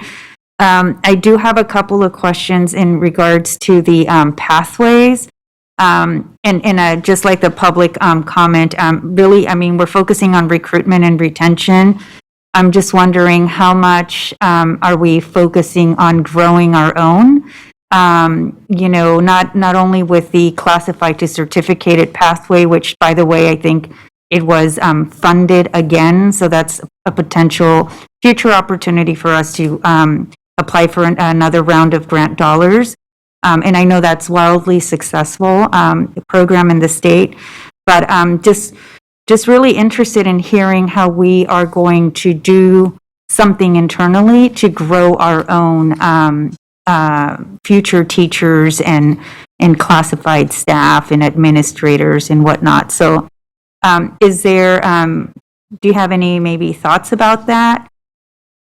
Sure. Some of the things that we have started to do this year, actually, in collaborating with SEIU on offering information specifically to individuals in various classifications who we might note has a certain level of education or interested in attaining that next level. So informational sessions have already been taking place in a partnership with Sac State to do exactly that. But one of the overall themes that we would like to see when we talk about pathways is eventually getting it to when we're looking at our own students. Yeah. So our students in our classrooms who have interest, who maybe don't know that they have an interest, but providing an opportunity like we do for other pathways so that wherever they go and they come back, you may recall we did that for a short period of time focusing on HBCUs, and that was it was expensive, but that was the vision, to be able to have our students engaged in a pathway where they're gaining that experience, they're gaining that beginning to love for what is happening in the classroom, and then we're supporting them throughout. One of the partner districts that we're working with that does a really good job of this is Chicago Public Schools. They have a really strong, well-recognized program that we are working with them to pick up some of those strategies and figure out how the pathway connects. They have been able to show some results with sustainability, and so we're looking to partner there as well. Thank you. I was thinking about opening a pathway for our own students who are interested in pursuing a career in education. I think, and I'm glad to hear that you're looking at models outside of California. I think there is a county, maybe it was Butte County. This is a county-run program that they have a pathway for their for students as well. They're supporting their districts in essentially in becoming future teachers. I do have just one more question and then a comment. So in terms of diversity, just along the lines as Board Member Morawski's comments regarding measurements, we have to establish targets in order to measure how we're achieving those targets. So I do want us to know. I do want to know what are going to be our goals or our targets in terms of diversifying our workforce. We know it's critically important to the success of our students, especially the students who are the vast majority of our students in Sac City, students of color, when they have someone that looks like them. Their potential for academic success just increases exponentially. So I want to know what the goals are, what numbers we're looking to increase by, and then how are we going to measure that progress. And then lastly, I'm glad to see that this grant is all inclusive, is for all educators, including administrators. So we also need to support our principals, but also our classified. I did go on a ride along with bus drivers last Friday, and it was an incredible experience. So shout out to Ramsey Odom and Alice Lee, along with Ron Hill. And they're hungry for opportunities for professional development.